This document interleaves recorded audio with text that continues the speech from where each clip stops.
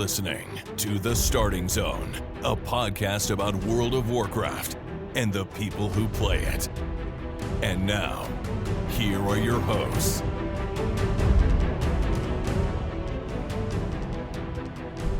Well, hello and welcome to The Starting Zone, the podcast about World of Warcraft, the people who play it. Today is October 12th, 2025, and my name is Spencer Downey. Thank you so much for listening and subscribing to the podcast. I'm joined today, as always, by my co-host, Jason Lucas. Jason, how are you doing on this fine Sunday?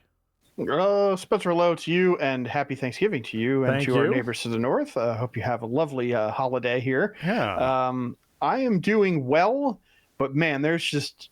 We've been talking about how there's like too much WoW, and potentially we're in a spot where there's too much WoW, and like maybe we've even hit it at other points in time, but this is one of those weeks where there's just too much WoW, and that's where I'm at. Like I didn't even log into Alpha this week because it's like, what? How am I supposed to do this? I did a lot of housing in Alpha this week. That was the one thing I put bandwidth into this week, was actually like, oh, I can change what the walls look like, and change this looks like. Then they removed one of the wall options. I was really upset. I'd had a couple of walls that were like accent walls I'd put together, and now we can no longer have just the blank texture of wall. You actually still have to have the framing in it. So they've removed. I think that's a bug. Removed an option. It could be a bug. Who knows? Jesse from the housing team said on social media like that was unintentional. Oh, okay. So yeah, for this build, it is messed up, and so you can't really mess with it. I know. But not intended. Anyways, I had a conversation with some friends I was running Mythic Plus with this week, and they were like, "Oh, so like, how are you liking Druid on Alpha?" And I was like, oh, well, it's actually kind of neat the direction they're going. There's a lot of changes, so like there's some interesting things that I'm kind of excited to try out more and sort of dive into more. And they're like, and you're playing Remix too, right? And I was like, yeah, I got into Remix. They're like, so like, have you gotten the cast while moving thing yet? I missed the Starfall cast while moving so much when I got the cast while moving thing. And I was like, no. I can't play Druid in 3 different versions of World of Warcraft at the same time. I will break my brain. Like I cannot do that.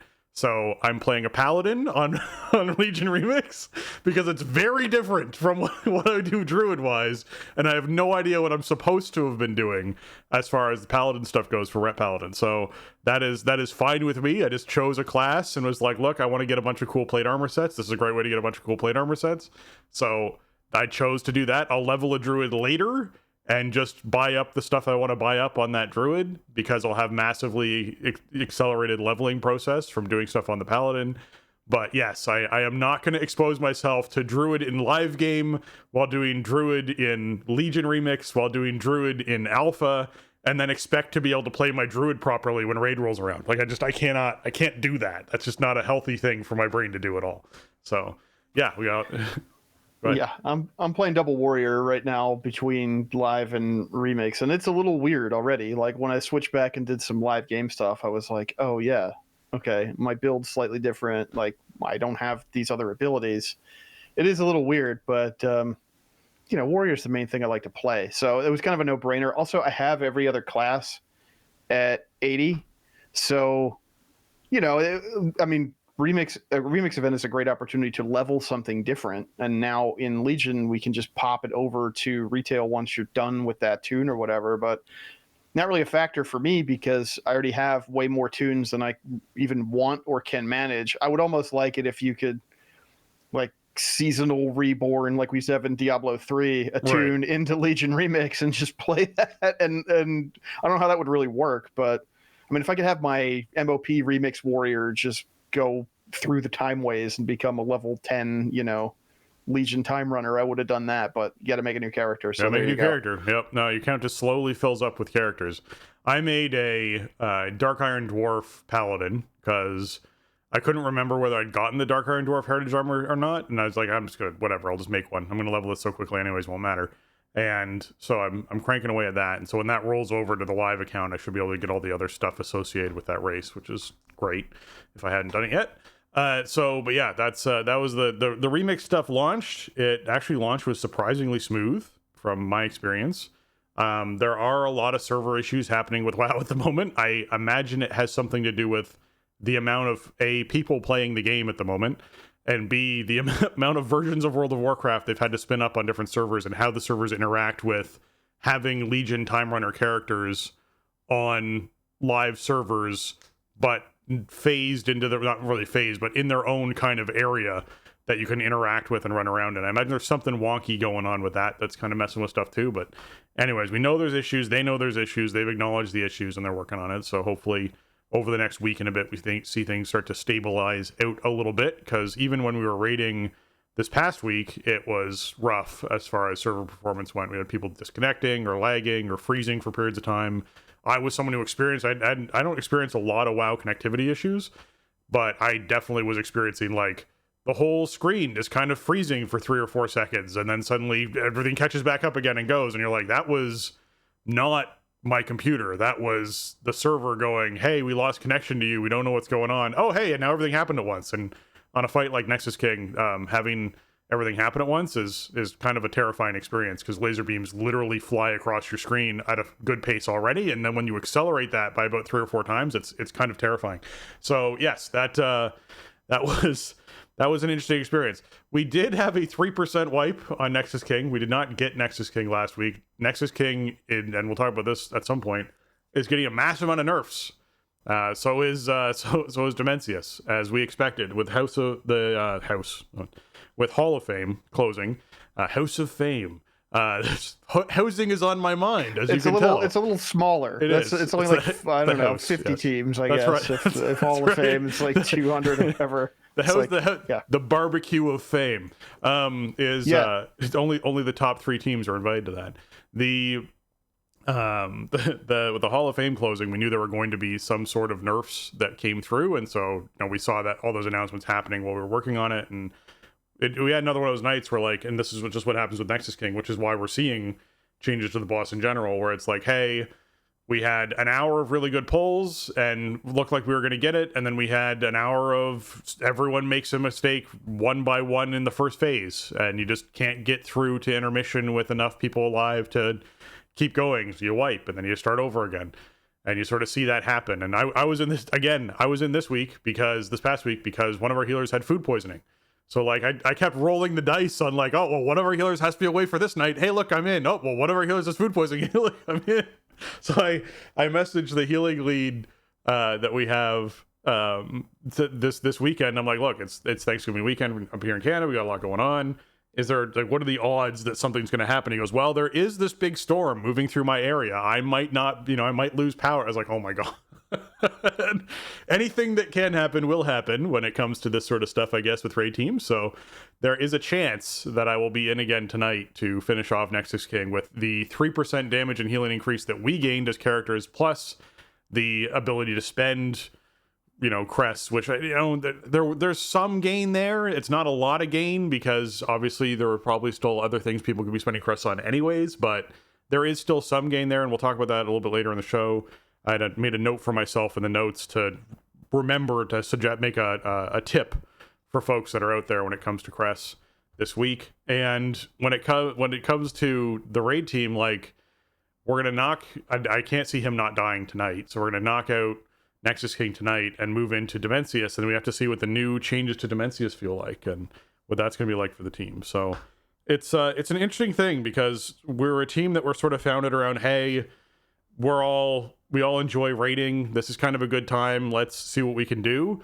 And there's been this slight shift that's sort of happened over time of, as some people have kind of rotated out and some new people have rotated in, us leaning heavier and heavier into, well, we want to get a good world ranking. Well, we want to push really hard. We want it. And you're like, so now you're starting to see that kind of like divide happen a little bit in the team, where there's some people who are like, yeah, I really enjoy pushing hard and trying to get that world ranking, but I also want this to be like an enjoyable, good experience that is positive with friends. And you also have some people going, yeah, I don't really care about that aspect of it. I just want to get a really good world ranking, and let's get through this and really put the effort in. So it's a back and forth kind of thing you're juggling when you have 25 people and you're trying to make sure everyone's happy with what's happening with it. So I don't envy the raid leadership as far as that goes at all, of trying to keep everyone happy and make sure you have enough people to continue raiding in general when these sorts of things come around. But how about you? How was raid for you? Yeah, geez. I mean, that's the constant struggle for me. Just a couple rungs down the progression ladder, right? It's more of like, can we get bodies to keep doing mythic fights? How, when does progression end? there's people who really don't want to farm heroic, and there's people who really don't want to do anything else. And so, it's a tough spot to be in. When we spoke last, it was like, okay, well, we've been doing Mythic all week. Tonight we're going to re-clear heroic and see if we can get some more pulls in on Mythic Loom.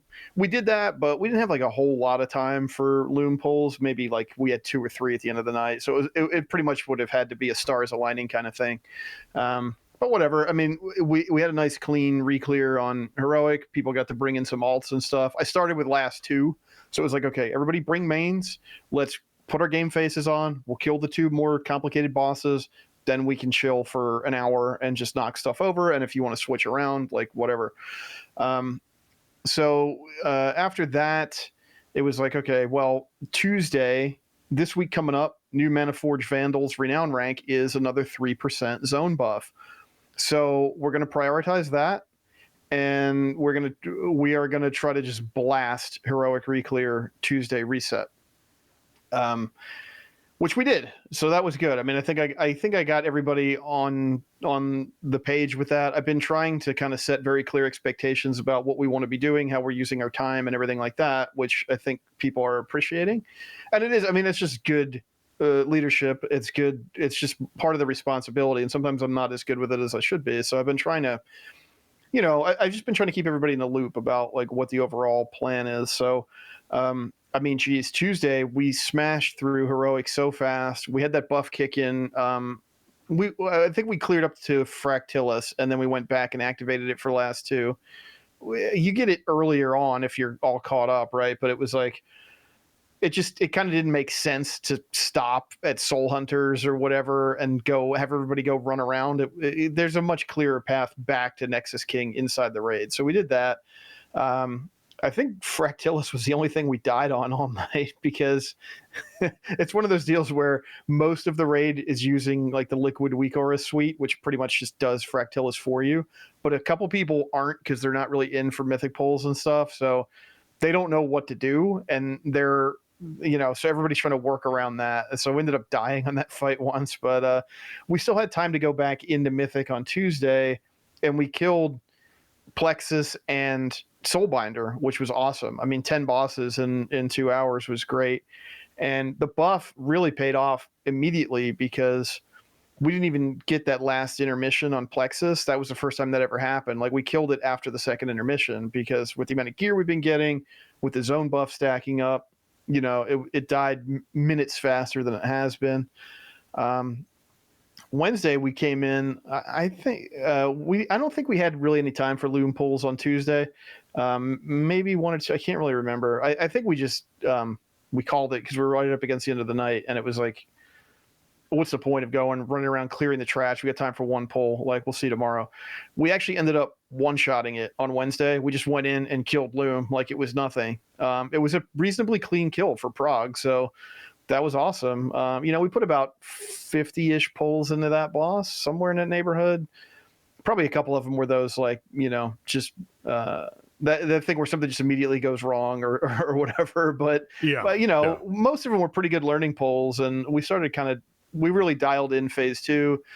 So that was great. That's great. Yeah.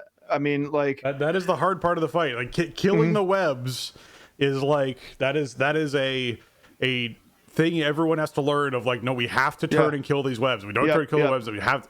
But phase 2 is you have splitting your group in half, getting hit by the right frontal and not messing that up, and then a knockback with a lot of AoE raid damage. So just making sure everyone can live through these, like, and that escalates and scales and gets harder and harder hitting. So when are you using your personals? When are you using potions? Like, that's the tricky part of the fight for sure. Yeah, I think the biggest part was just not panicking on the pushback. Like, let it push you. Yeah. Cast while it's pushing you, whatever. Like, it's gonna push you if you're spread out decently. Like, it's gonna push you to safety essentially, right? Yeah. If you try to fight against it too much, you're gonna end up on top of each other. So everybody just handled it pretty calmly. We had some deaths, but I think we had most of the raid alive on the kill, so that was awesome. And then we're like, well, I guess we have a whole night to look at Forge Weaver, so which was not expected. I figured we'd be spending most of the night on trying to put Loom down finally. So we spent like almost over an hour and a half, almost 2 hours on Forge Weaver, which was cool. It's definitely it's a little bit of a step up from the previous fights in terms of complexity, but we're doing okay with it. We're a lot of it is the timing, because the dance is it's kind of hectic, right? Because you have to drop the ads off behind the pools, and then there's like different time intervals between the different pools, so people have to really be they have to be really heads up, because you might be killing off some orbs, but now you have an orb that you got to go drop off somewhere else. So now the plan for tonight is we're just going to take the night off, since we ended up kind of super far ahead of schedule. I think people are a little bit, we earned a night of rest this week, and also there's obviously a bunch of other stuff happening around WoW, so I figured tonight was a good night to just say, you know what, let's reconvene next week. And I think what I want to do going forward for the next month or so, while we still have these buff stacks coming in, is prioritize mythic rating on Tuesdays, Wednesdays, and then do Sunday full clears of heroic, unless there's a 3% stack on offer, and then we prioritize that before we step back into mythic, because it's such a huge bonus. So the only problem is I'm really right up against attendance. I think I have 19 signups for Tuesday, Wednesday right now. So I have a bunch of people who are just not available right now, but I don't really want to give their spots away. But by the same token, I don't want to be in a position where we're rating for an hour a week to knock over Heroic Dimensius and then, see you next week. So we'll have to see. We need to maybe just scoop up a couple more DPS, but Raid's feeling great. And, I think it was last week, we had kind of a moral victory where we had sort of a 9% wipe on Loom. We didn't get the kill, but it's yes, we're learning the boss. We can do this. And so getting a big win like that, a pretty clean prod kill and a pretty hard boss, it's guys, we can kill more of these. We just got to log on and pull them, and we can keep going. We can get more bosses than this, especially we have so much power yet to get, I mean, you alluded to it, but with the extended tracks this week, it's well, okay, I got about the same kind of upgrade in terms of overall power I would get every week, because I got the same amount of crests. Exactly. But one more week of that, and then the week after this coming week, it's going to go through the roof. We're only at 9% on the buff. The buff's going up to 15% by the end of the season. That's going to be huge. So, I don't want to twist anybody's arm, but also I know we have a bunch of people who want to see more fights, want to get more bosses under our belt. So, that's what we're gonna be working on in terms of raid stuff. Yeah, and I was going to mention this, I'll mention it now just because we're talking about power increase and everything like that. And it's top of show, which means lots of people are listening, so everyone gets to get this tip, which I think is really great. If you're someone who's trying to get in as much power as possible right now, this week, how can I get as much power on my character to try and boost it up before crests go unlocked and everything else happens? Don't upgrade your crafted pieces, unless it's a weapon. I suppose you could do that. You can do a weapon for sure. With your gilded crests. You can buy a 3 eye level upgrade with runed crests currently. The lower cost upgrade is runed. The higher cost upgrade for 6 eye levels is gilded, which means you can technically, if you're someone who's wearing 3 pieces of crafted gear and none of them are your weapon, then you can spend, your 90 runed crests, because it's 30 per, I think it is, for the 3 eye levels, or it might be 15. It's even low. 30 is the most it would be. It might be 15 rune crests. I think it's 15 rune crests to get 3 eye levels on all those crafting pieces, and then put all your gilded this week into upgrading, your myth track stuff that you currently have, and that way you actually get those additional eye levels on your crafted pieces. That's something you can do this week that'll actually make that happen. So yeah, if you're trying to really get hey, I want to get the most out of my gear right now with this extra eye level stuff that came out. I don't necessarily know why upgrading a crafted piece from 720 to 723 is rune crests, but it is. So you could take advantage of that if you wanted to, and just bump that up by those eye levels right now, and then be able to do your rune stuff later on, your gilded stuff later on, once that's all uncapped and everything on the 21st. So that's something to keep in mind if you're hey, how can I get some extra power right now? You can get 3 eye levels on your crafted pieces for rune crests, and I'm sure you have a ton of those lying around if you're spending gilded regularly, so just keep that in mind. Yeah, true. That's pretty nice.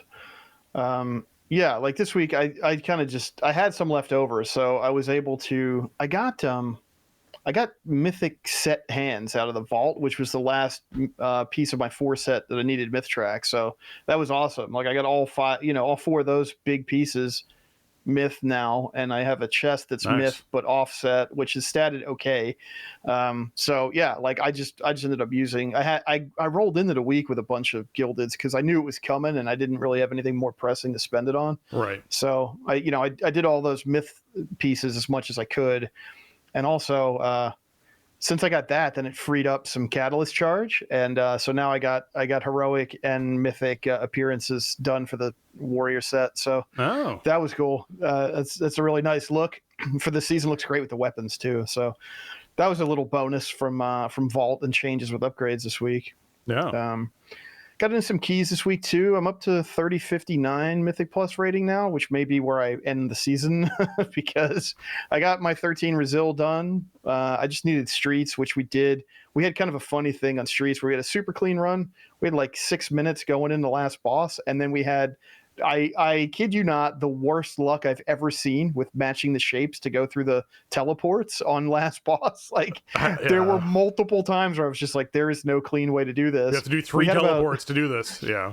Yeah, we had about like 4 deaths, I think, on that boss. We finished it with 3 of us alive and about 20 seconds left on the timer, but that was Resilient 13, so at this point, it's like a couple of the guys I run with regularly need, some keys for 12 or 13 Resil.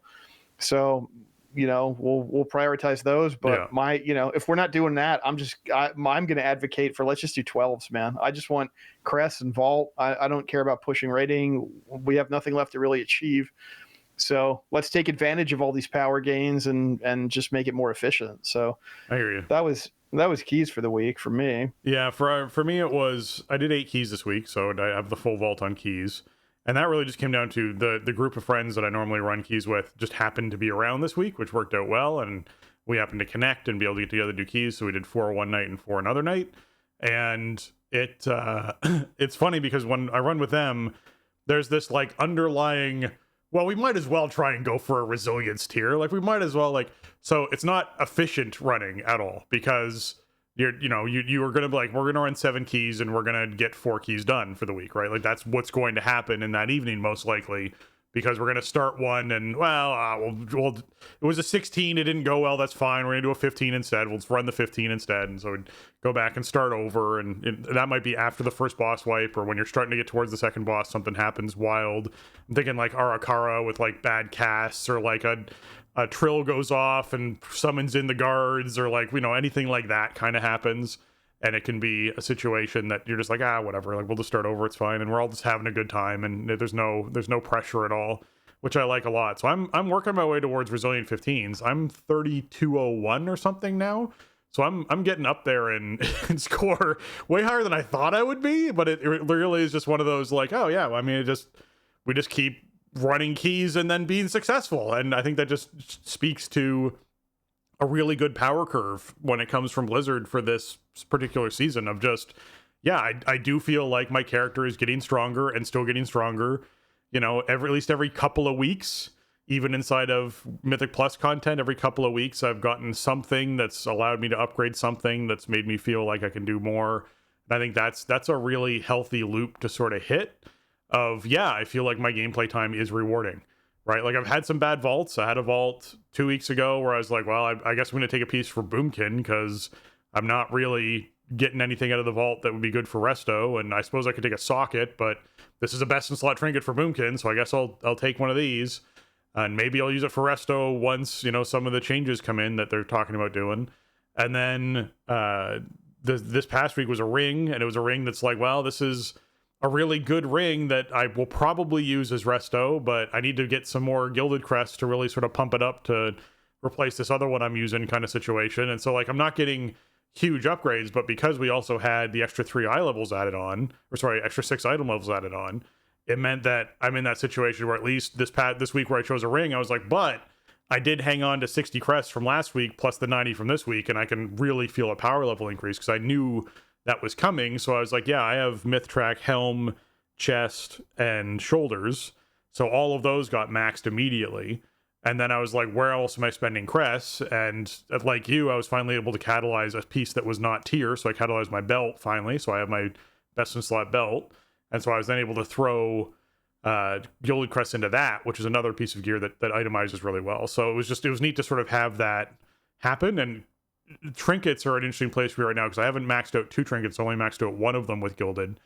And so whenever I upgrade a trinket by 3 eye levels, I then can go and upgrade all of my other trinkets for all of my other specs. You sort of have that like burning through Valor Stones week kind of thing that happens. Just like waiting for that discount to kick in. Exactly. You know? Yeah. Which I hit. I hit 720 this week. And by hitting 720 this week, I got that reminded me, sorry, I got the Gilded achievement. So now all my alts have cheaper Gilded Crest upgrades. So that's really nice. So that was another milestone to hit. But yeah, no, it's been a lot of fun. I definitely am enjoying this Mythic Plus season. People start talking a bit about next, season, what we're looking at as far as rotation goes. And it's been interesting to be in some of those conversations of, well, we're going to have Wrath dungeons in. We're going to have quite the pool that people are going to be experiencing and seeing whether or not they like. And I think Pit of Sauron's going to be a really curious one for people to learn some of these bosses in. And I'm really excited to see how they change some of the pathing and mobs and routing in there, because there's some bosses in there you have to do very specific things for to be able to be successful on. And I'm curious whether that's going to change at all.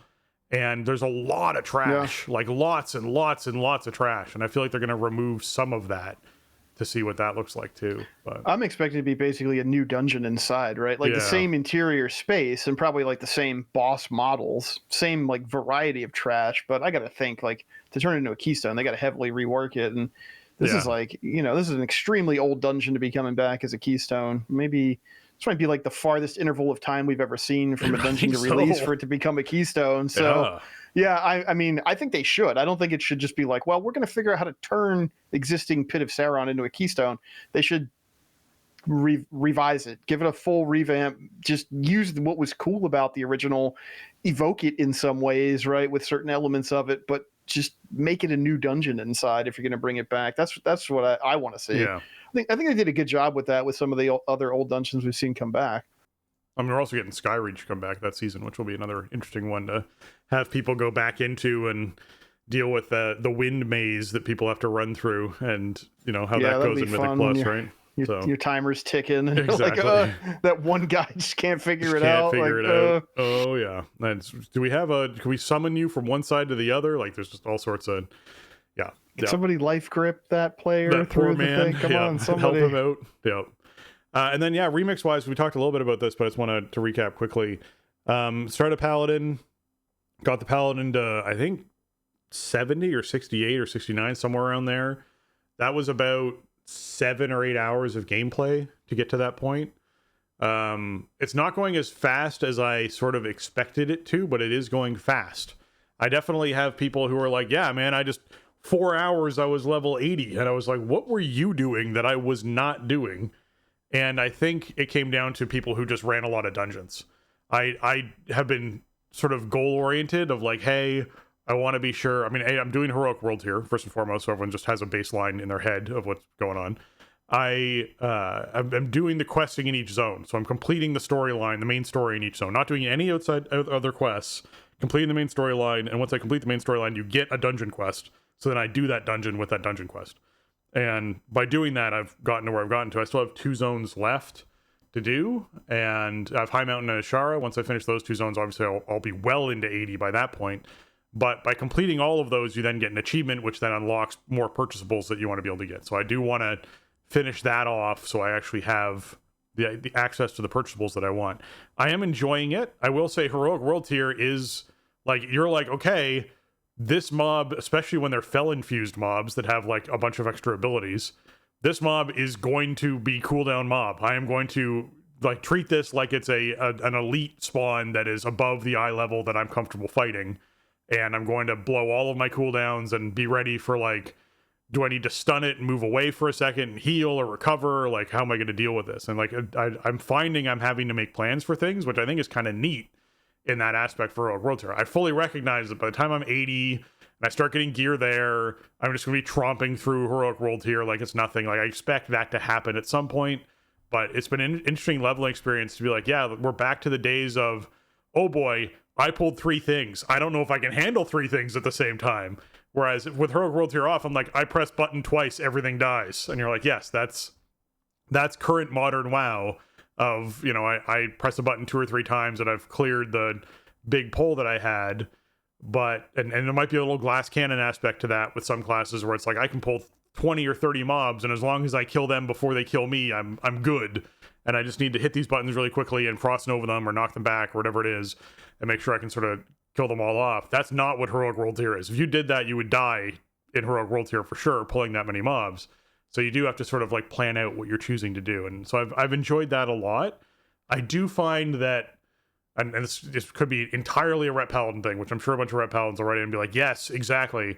There's a lot of like cooldown buttons to press and 30-second and 20-second buttons to press when you're playing Ret Paladin. It's very odd to be like, okay, with the Legion artifact, I've added additional buttons to press when I'm fighting stuff.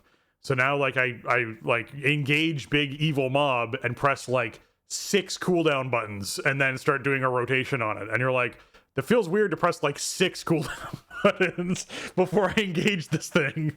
So that's a little strange, but that could be the nature of the class and just the fact of how Remix has kind of put the spin on it of adding additional buttons to press. But it's I'm having a good time. It's really nice to be back there and seeing the content. I did Val'sharah first because I just had to get back to the homeland of the Night Elves that I really enjoy so much and having a look at that. And then I went and did Valheim because I wanted to see the Gen Greymane versus Sylvanas cinematic and stuff again because it's so good. I really miss those days of like Sylvanas trying to enslave the Valkyr, and this is going to be her, way of beating death and sort of taking over and beating death as she's going to control all the Valkyr and enslave them. And Gen's like, you took my son from me, so I'm taking your future from you, and just like freeing the Valkyr and fighting her. And you're like, yes, this is I miss this. Where was this? This is something I need more of in my WoW bloodstream. So yeah, I may be Sylvanas out, but I'm not really Sylvanas out on her actually being a bad guy, which she is inside this still. So that works for me. Yeah, for some reason the animation in that cinematic is really great even still. I don't know what it is, but the way that came together was really good. I didn't play any of my alts this week for a couple of reasons. We had like all day patch maintenance Tuesday. Servers came up pretty late. It was like right before 6 p.m. Eastern, so reset day was kind of weird because I didn't have much time to play at all before raid and keys, and then it's pretty late. So that was that. Wednesday I was super busy, so I had no time to get into anything and up until raid time, really. So I just said, you know what, like this is the week that I really need to get my remix tune launched, and so alts are just gonna be benched this week. I really am not. It's weird because I played it a lot, but I'm really not having fun with Legion Remix so far. I think it gets a bit better once you get up a little higher. Early on, it's very sloggy. I feel like it doesn't feel like this vast power curve that you're ascending. Oh, it definitely doesn't feel like no. You're like doing quests and you have all this stuff that you see that you can't get yet, on your artifact tree and everything. I think much like an MOP remix, pretty quickly it starts to feel like what your class is doing doesn't matter as much as what your artifact traits are doing, especially once you get some like epic jewelry and trinkets and you just have all this stuff proccing. I would say it's more than MOP remix, but it's still, obviously the whole point here is to stack up these powers. I did hit 80. I did Stormheim pretty much like top to bottom because you get all kinds of different stuff, right? You want to get all these achievements done because there's, if you do 2 of 4 achievements in a zone, then you get some unique thing. In Stormheim, it's like weapon cosmetics that are sort of this fell, very cool looking stuff, which is neat and it's unique to the mode. Each zone has something like this. Azuna has like the Queen Ajara transmog set. So these are kind of the immediate things on my list is to go through and get these unique things to the event. But also, if you do if you do like all the quests in a zone, I think it is, you get it's called Lore Master, something like that. Sorry, I don't have it in front of me, so I don't know the specific names. But if you do all the campaign quests and all the side quests in the zone, you get an achievement for doing all that, and that grants you a tick of infinite knowledge. If you play during Legion, you probably remember artifact knowledge, which was a modifier on how much artifact power you earned, and we would research it like every week. You know, it was like a server rollover thing, so everybody was at the same level. You did your research, then you got more artifact power that week. And the way this works, obviously, Remix is all about being accelerated, having more stuff open up, having more options, just like sort of condensing the overall experience of this expansion into a 3-month span. So infinite knowledge, which increases the amount of infinite power that you get from all sources, the thing that you buy your artifact traits with, you get those from very specific sources, generally related to like achievements, things that you're doing in the game. So this was a thing I wanted to do. Like, okay, Stormheim I wanted to go back to first. It was my favorite zone. I saved it for last back in the day, but I wanted to hit it first this time. Yeah. Especially it's really tied in with the warrior class hall and all that. You're going back and forth anyway. And so while I was there, then it started clicking like, okay, I should pay attention to these achievements, get all this stuff done, because I'm going to want to have it for later on in the event. Start getting my infinite knowledge. I want to get my unique rewards for the achievements. So that's kind of what I've been doing. I've just been like living in Stormheim so far. I don't know. I think like I hit 80 last night, and I'm starting to get some more power. I'm up to like, I got to the end of the artifact tree. I didn't get the bonus trait at the end where you start getting like just absurdly powerful. Like you just get flat verse stacking up. So that'll be next, but that's a huge infinite power cost. So, you know, I'm hoping that things are going to start clicking a little bit more as I get some more gear and some more power. I've just been having a really like, man, I don't know. You want to do your dungeons, right? You want to do like a daily normal and heroic dungeon because you get a big bronze cache for your first daily of the day. You want to do your infinite research quests, and a lot of those make you go into dungeons. Man, every time I go into a dungeon, there's just somebody who nothing is ever fast enough for them. They don't care if there's 40 mobs shooting us from, you know, max range that we can never get into battle. They don't care if they're locking the entire group out of a boss fight. They're queuing as healer and then switching to balance or protection or something, and then just running ahead of everybody. It's like, this is not actually fun to play. This is like anti-fun to play. I'd rather just do it solo at that point. And I guess, you know, like having a queue in with, but like having a queue in with people who are just like, you know, they're playing a different game than the entire rest of the group. And it's just a bummer. Like to me, it's not fun to just follow somebody around and loot mobs as like an activity that I am compelled to do on a daily basis, right? It'd be one thing if I was playing a D3 season with one of my friends and we were power leveling a guy. Like, sure, then it is fun to walk behind your friend and pick up loot. But like a queued normal dungeon or something, I don't know. I've just had a few of them already where I'm like, ugh, this is not how I'm trying to spend my time. But, you know, it's part of the deal. I think for me, I'm looking forward to getting to that point where I can just solo that content. And like so I like my heroic dungeon experiences were what I expected, which is very similar to what you described of, you know, someone just pulling like 7 or 8 packs of mobs at the same time and mass amounts of AoE and just button mashing and never really feeling like you're in danger. That was that experience for me. And in the back of my head, I just kept going like, at some point I'll just be able to walk into this place on my own character by myself and then just do this on my own, and that'll be fun, being able to challenge myself to how fast can I get through it, and, you know, did this go better or worse than last time, and that kind of personal challenge will be more interesting to me than what I'm seeing in group content. Yeah, being able to do Keystone solo too could be really cool, especially if it's any kind of a efficient way to get bronze. If it's any kind of offset to missing those daily caches from that, then cool. I will say, like, if you're getting into the remix and you're trying to figure out like what to prioritize or how to go about it, hopefully the discussion about the zone achievements and stuff helps you have some direction, just so you know that those things are out there, and a lot of that stuff is, you know, it's unique to this event. You probably won't be able to get it afterwards. Pandaria had the same kind of stuff, and some of it was really cool. So definitely worth a look. I would say the number one thing you want to be doing is infinite research, which are the quests that you pick up from the Infinite Bazaar. and there's like a set cap of them that you can complete, and as you progress through various milestones in Remix, that cap increases. The amount of them that you can pick up at once increases. You always want to have these active up until you hit the cap. And if you complete them, you want to go turn them back in as soon as you can and then get back out there and do more. They reward all kinds of stuff that you want, right? Like you get gear, you get power, you get stats, you get the XP buffs. There are quests around completing X number of infinite research quests themselves. So there's like a meta element to it as well. I do like this system in this iteration of Remix. We didn't have anything like this in Pandaria. And Pandaria was basically, all right, log in, do your normal dungeon, do your heroic dungeon, do your normal scenario, do your heroic scenario, do an LFR wing, do all the world bosses. That was like every day, right? And that's what you did in order to get your bronze and all that. This gives you a lot more choice. It doesn't let you do whatever you want to, but you get presented with up to 4 choices.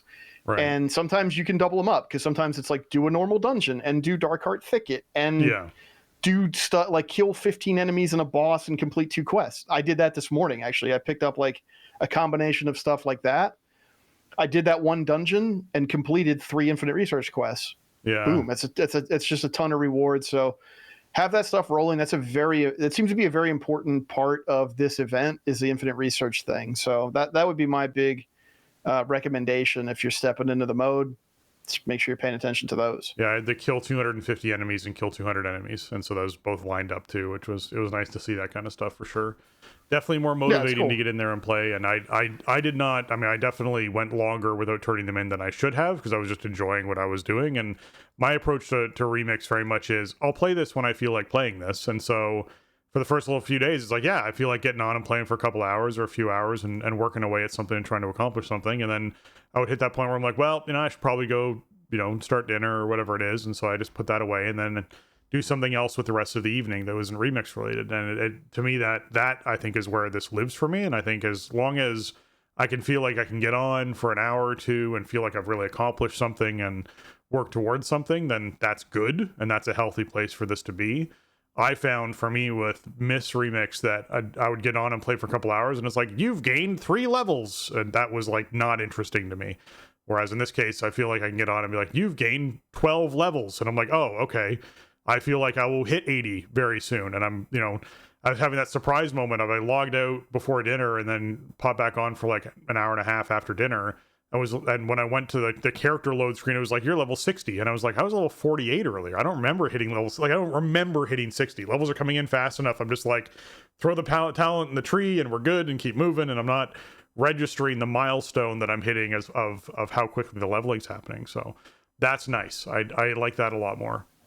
Yeah, it speeds up a lot once you get into the 50s, I would say. And then at 70, you get a thing that gives you 250% extra XP. So 70 to 80 ends up being very fast. And at that point, it's a bonanza for leveling alts. But I don't know if I want to get multiple tunes going at this point. And it's weird because you get so much bonus XP. You still get it above 80. Like, I'm getting it all the time from doing infinite researches and stuff. And it's like, it starts to become that the answer is, well, level up another tune quickly and do another slate of dailies and whatever, because all that bronze adds up. But I don't know. I think this time I think I'm going to take a little bit of a longer view on it and just try to keep up with my infinite research, get working on the achievements and stuff that I want to do for rewards or for power. Yeah.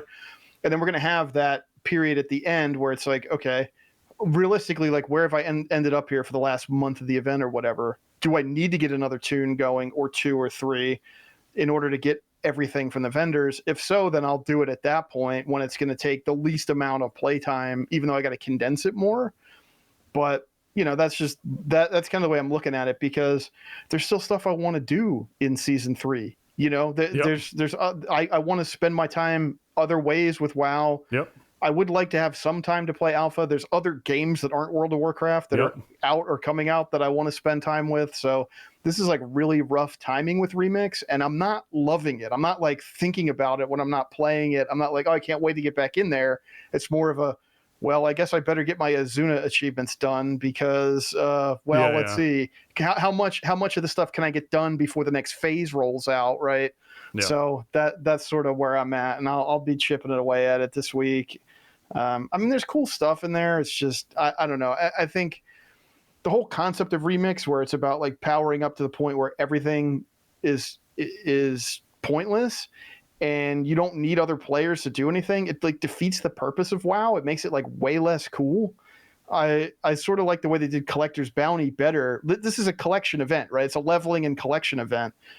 We just have like a leveling bonus in the live game, and we could have a collection bonus live. I love the way they did Collector's Bounty. I had a great time with that. And like, granted, this gives them a chance to put some unique and new stuff in there, revisit like a different time period that was cool, and really bring a bunch of stuff forward for it. But whew, man, the whole point of like slam a bunch of time into this character, power it up to obscene levels, and then just solo the entire game over and over again until you get this stuff, that's weird. And that doesn't feel great. There is one other thing with the gearing too, where it's like, you don't have to spend bronze to level up your gear, which is fantastic. That felt terrible in Remix. But now I notice at level 80, right, you start getting pretty good gear. Like I'm getting, purples that are 588 or whatever, compared to, I'm getting greens dropping at like 571. The weird thing is I get them all at the same time. Like there are certain activities will grant you a higher quality cache that has higher item level stuff in it that seems to keep creeping up as your item level goes up. Whereas most stuff drops stuff that you're probably growing out of that you just immediately want to scrap. And that creates a lot of weird noise. You also get these items that they're called like motes of lost magic or something like that. I don't have them in front of me, but every 10 of them you combine them into a raid item that tends to be higher item level than the stuff that you're wearing, which is kind of a cool system because you get them from doing world quests and all kinds of other stuff. You get them from pretty much any activity you're doing. And so every 10 of those you do, you get probably a piece that's going to be an upgrade or at least compete with what you're already wearing. But so there's a lot of dissonance around like, I'm getting a really wide range of rewards from doing stuff. And then I have to sift through a whole bunch of garbage gear now, right? Because I'm getting all this stuff that I have already grown out of, which on the way up, you're kind of just replacing stuff. You do something, you slap it on when you get the cash, right? You go do the next thing. Oh, this is higher item level, put it on. Now it's like, I'm doing a whole bunch of stuff and getting all this gear that is mostly not good, but I'm just fishing for these motes that I combine into an item that I'm probably going to wear. So it's almost like, dare I say, by noise. Like, I get that. Yeah, it's like it's almost like Destiny-esque. I hate to invoke that, but like Destiny's a game where you just get a ton of gear that like doesn't matter, and you're just doing very repetitive stuff to get like one piece that's a little bit better, so that you just move up the ladder. It's kind of like that. You start to get inundated with stuff that you're never going to wear anymore because you're just waiting for the 10th thing to come in, so you get that piece. I hear you, and I definitely appreciate that the thing they did put in the game is that on a 1 minute cooldown, you can just drop the recycler and just recycle all that gear. That yeah, I do enjoy. That's good. Yeah, that is definitely a bonus that they did. But yeah, and I definitely can understand where you're coming at from that. But let's hop into what's going on this week in World of Warcraft and talk about all the stuff that we have in the news notes.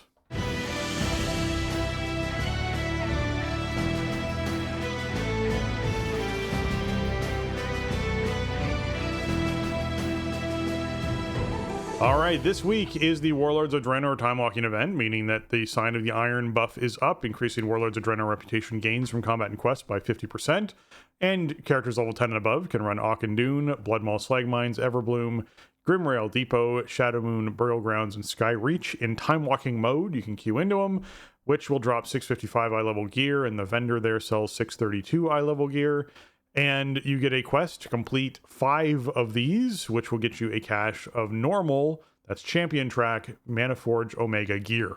So if you're looking to get yourself some gear, some time walking is a good way to do it.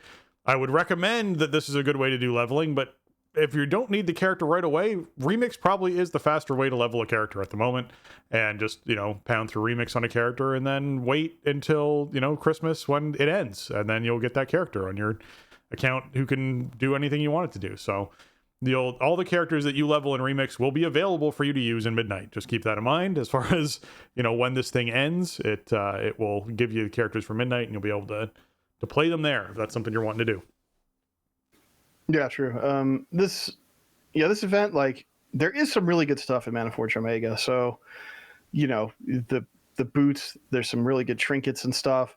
And, it would only be champ track, but it's still, I mean, geez, some of these items are game changers, even if you get them champ track. Yep. So it is a good event. I mean, these are good dungeons. I like this event overall. It's just, this is probably not like the way that you want to level a tune right now, especially since you just have that off ramp. If you just want to level it up in Remix, and it's not great for gearing outside of just doing the 5 for the cash and crossing your fingers, right? You don't really want 655s. You definitely don't want 632s. And there's no raid attached to it. We haven't gotten a new time walking raid in a really long time. So you don't have a chance at doing the time walking raid where you get some relatively easy to get champ gear. You don't get the heroic cash. It's just not on offer. So it's okay. In a vacuum, I would say, I would do this on my non-rating tunes to see if I get some Soul Hunters loot, but I'm not going to do it this week. Too much other stuff to do in WoW. Yep. It is a busy week in WoW, that's for sure. All right, you also want to be sure you're taking care of your Koresh weeklies, if that's a reputation you're still grinding for, and get yourself that Koresh Trust rep. So you can pick up the More Than Just a Phase, as well as the Warrant, and then the Ecological Succession quests there, except for the 5 that don't reward you anything. So be sure you're picking up the other ones and getting those done if you're still grinding that rep out. The raid rep is the other thing I wanted to mention for sure. I've found that in weeks, even when I'm not able to get into a heroic or normal run because of my week's just too stressful, if I queue in and kill Nexus King and Dimensius and LFR, and then kill like the first 2 bosses, that's a rep of that raid rep right there. That's 1 level for the week. So it's not a huge time commitment to do. And this week, obviously, you get the 3% increased gain for your character, so that's big. But yeah, the Koresh Trust rep is good because you can get that infinite augmentation rune. So that's also big for a lot of people as well, to be sure they're getting that. The Call the World Soul is not this week. We have Delves Weekly this week for Bran. So be sure that you are doing the Delves this week. Pick up your Bran quest.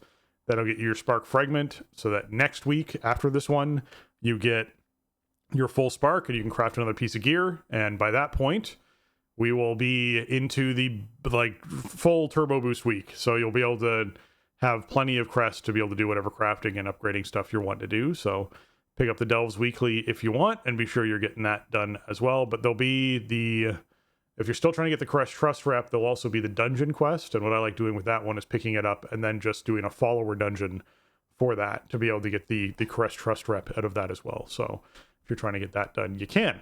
Comp Stomp is this week. That's the Brawl. The Brawl this week is Comp Stomp. We have a Arathi Basin with bots. So, if you're wanting to get some honor, great way to get honor. Sorry, Jason, I realized you might have wanted to say something there about Delves. Well, I was just going to say, I didn't do my Titan Disc Fragments this week. So it's perfect because I'll just double it up. I'll get my Delves Weekly done next week, and then, that'll complete that one. I don't really need my Sparks right now because I have nothing priority to craft. But, that's a great thing about the 3-week rotation. It's I love it. I'm not feeling that pressure to get relatively, I don't need Delves in the main, so whatever. They can wait, and then I'll get it, and then I'll be ready to go. But yeah, Comp Stomp is the Brawl that's so good that they're turning it into an entire separate mode in Midnight, right? Yep. It's wonderful that they're doing it, and I'm thrilled about that. And yeah, the 3-week rotation to me has been an absolute mind-blowing benefit through this expansion. It's been really nice to pick these quests up. If you don't get to it this week, that's fine. There'll be another one you can pick up next week, and guess what? There's probably some sort of symbiotic relationship between the two, and it ends up working out even better for you. So if you don't need the Spark this week, absolutely, positively, whatever it is, guess what? You can earn it next week through doing a Mythic Plus dungeon, and then by doing the thing for that week anyways, you'll earn the other half of it. Or you can just do both things, and you'll get the full Spark from that. So it's been really nice. I've very much enjoyed that. I'm glad they're doing it. As far as world bosses go, we got Reshinor, the 688 eye-level Warbound loot that drops off that. You can head out and knock that out in the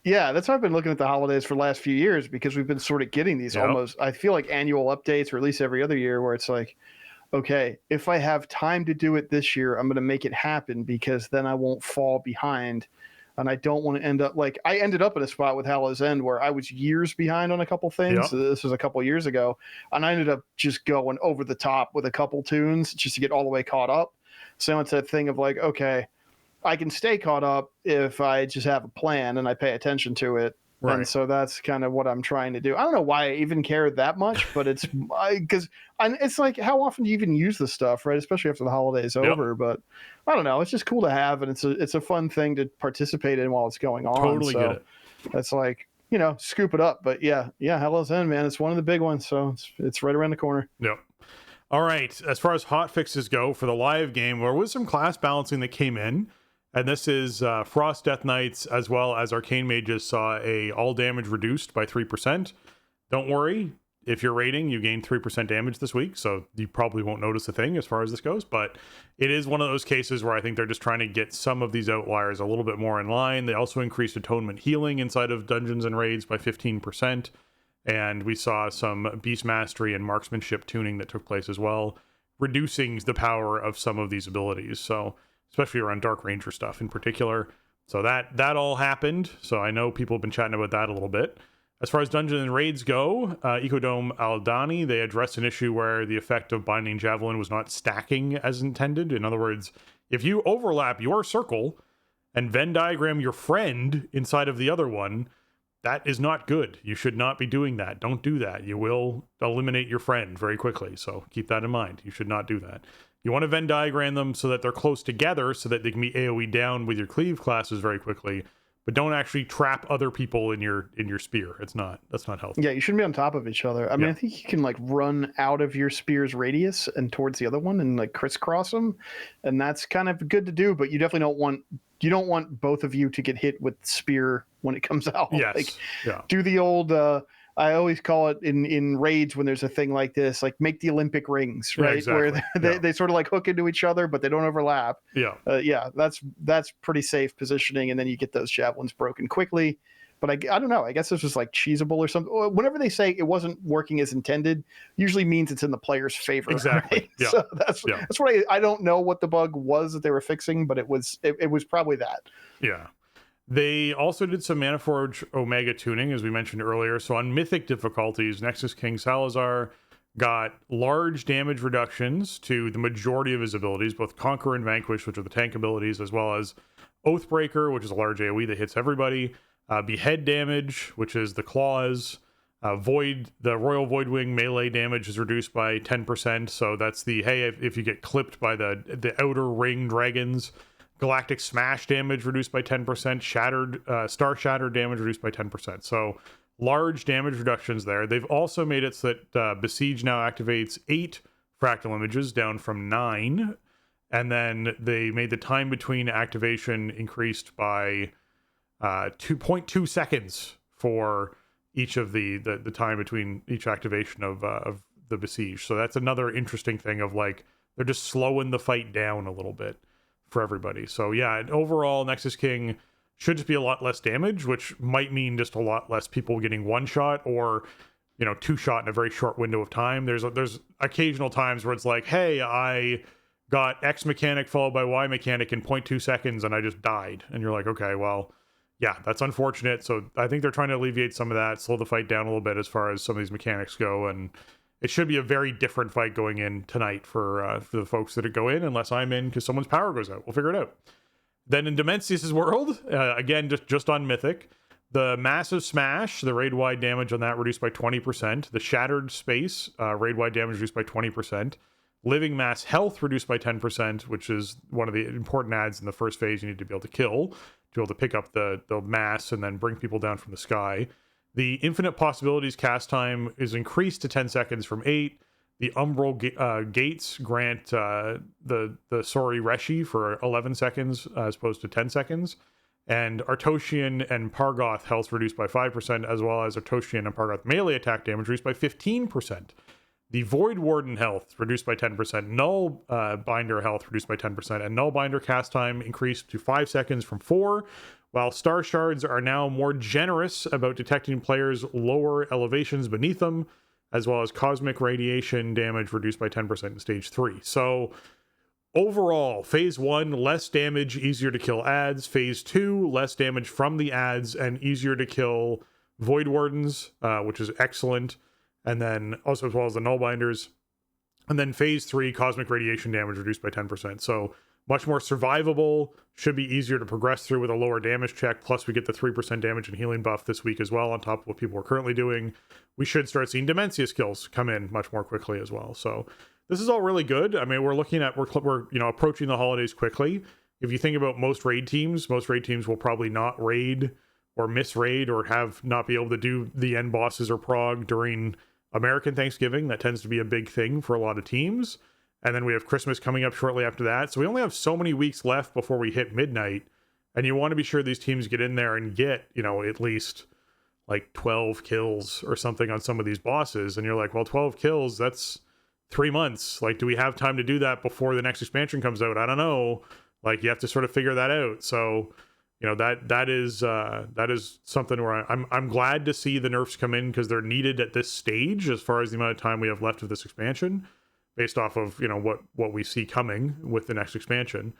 But also just in general, it's nice to get into that farm mode as you get into the holidays and be able to relax a little bit more. I remember when Blizzard was releasing a raid tier at the end of November one year, and people were like, we're going to be in Prague during Christmas. This is not going to be fun. We're going to be in Prague during Christmas. And you're like, look, man, like, it's nice to wind down before Christmas. It really is. Give everyone a nice big break, take the week off, like, have a good relax, come back in fresh after New Year's and be able to do stuff like that. That is nice. So I'm going to be honest. I like seeing these nerfs come in. I know there's a lot of people out there who are like, hey, I want to kill the bosses as they were intended in the original form, et cetera, et cetera, et cetera. I'm not on board with that at this stage of progression. I think at this stage, when we're looking at, a few months left before we actually hit midnight launch and pre-patch and all that kind of stuff, this is needed to me. Oh, for sure. If anything, it's probably kind of late, I mean, these last two bosses are really hard. Obviously, they always are, right? And it felt like it took a while for an 8-boss raid for Hall of Fame to fill up.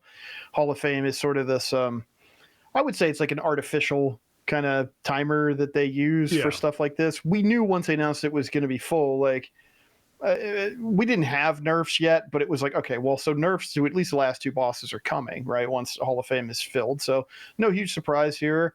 I would like to see more wide-ranging nerfs to Mana Forge Omega in general, although, I think overall the tuning is pretty good, especially for the lower difficulties than Mythic.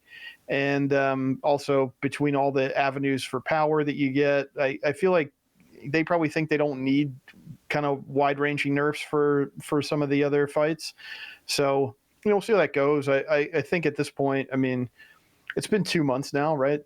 So I think pretty much anything is fair game. You want to encourage people to keep playing and to keep trying that new, try to pull that new boss, or maybe, work some new people into the team, or have somebody bring an alt, or somebody switching mains or whatever, without, having it be super punishing for a lot of teams. So I think some other changes are probably in order. But I don't know. I could be wrong, but it does feel like it took a while to get these out. But yeah, I would imagine that we'll start seeing a lot more teams progging through, and just kind of in that spot where they can either, take some downtime if they want to, or just go into farm mode and, be getting stuff out to the team, rotating people through, getting achievements, getting that prestige stuff. That's awesome. I mean, I think that's a huge part of the life cycle of a raid, right? Like, once that Hall of Fame is done, it's like, okay, ranks. I mean, you were talking about ranks earlier, and I mean, that does still, there are players who chase that kind of stuff, but I think it benefits a lot more players to just make the stuff more accessible, more fun, right? Like, yeah, that's I always kind of just look at it based on, like, how much fun are people going to have with stuff in the state that it's in. Look at Mythic Plus Season 1 of War Within, right? Until they made some big changes, and then Season 2 and 3 became way more fun because they kind of dialed that stuff back a bit, just made it more accessible. I get having it be really, you know, this super top level challenge out of the gate, but after 2 months, man, let's reward people for showing up, organizing raids, pulling bosses, just make it more player friendly. I think it's great, and I mean, I would like to see some quality of life changes to the raid overall, just to speed it up that little bit more. But then again, we're going to be tacking on so much item level and zone buffs for the people who are still showing up, so that may not even feel remotely necessary in another, you know, 4 weeks or something. Yeah, I'm with you entirely. So I'm glad to see that we're gonna get this moving as far as prog goes, get people into farm and let them get the rewards they want to get and have the fun they want to have, both in WoW and out, or just in different versions during this window of time when there's so much going on. Okay, the next post was not part of the big blog round that we previously had and were saving pieces of, but we have to fit it in because there's some time sensitive stuff, as well as it has one of the most exciting bits of information for WoW that I've seen in a long time. And I've something that I have personally been calling for, and I'm glad finally is returning. It's your moment. It's your big moment this week. This is my moment. All right. So this blog post is Midnight Prologue, the warning, content update, and housing early access. It starts off by saying, hey, you know, this is what's going to be in the 11.2.7 patch when it comes out. We're going to be continuing the War Within campaign. There's going to be housing early access. That's going to have, you know, decor and room layouts and neighborhoods and all sorts of fun things like that. Returning players who are coming back into Midnight, they're going to receive a quest to be able to actually jump into housing. New players, you know, who are new to World of Warcraft and have Midnight, so you've purchased the Midnight expansion, you're going to, you know, work your way through the new player experience, which will then work its way towards you getting the housing and the housing tutorial. So that will guide you into it. And players without Midnight, you won't be able to visit you won't be able to visit neighborhoods yet, but you will be able to collect housing items in general. You just won't be able to do anything with them yet until, you know, you actually get the expansion. Then you can have housing as part of that as well. So you can visit a neighborhood, you can't join one. So if you don't have Midnight on your account, like basically it's a marketing tactic, right? It's like you can go to somebody else's neighborhood and see their house, and then you go, oh man, I guess I got to buy Midnight. That's right. Yeah, you can't put down your own roots. Yeah, that's true. New and returning player experiences are going to be updated, as well as there's the new Elves of Quel'Thalas lore walking stuff that's going to come in. There'll be Pandar and super excited about new lore walking, man. I thought I was like, oh, this seems like a cool feature, but I don't know when I'll get around to it. Then I got around to it for the first round they put in. I thought all those were awesome.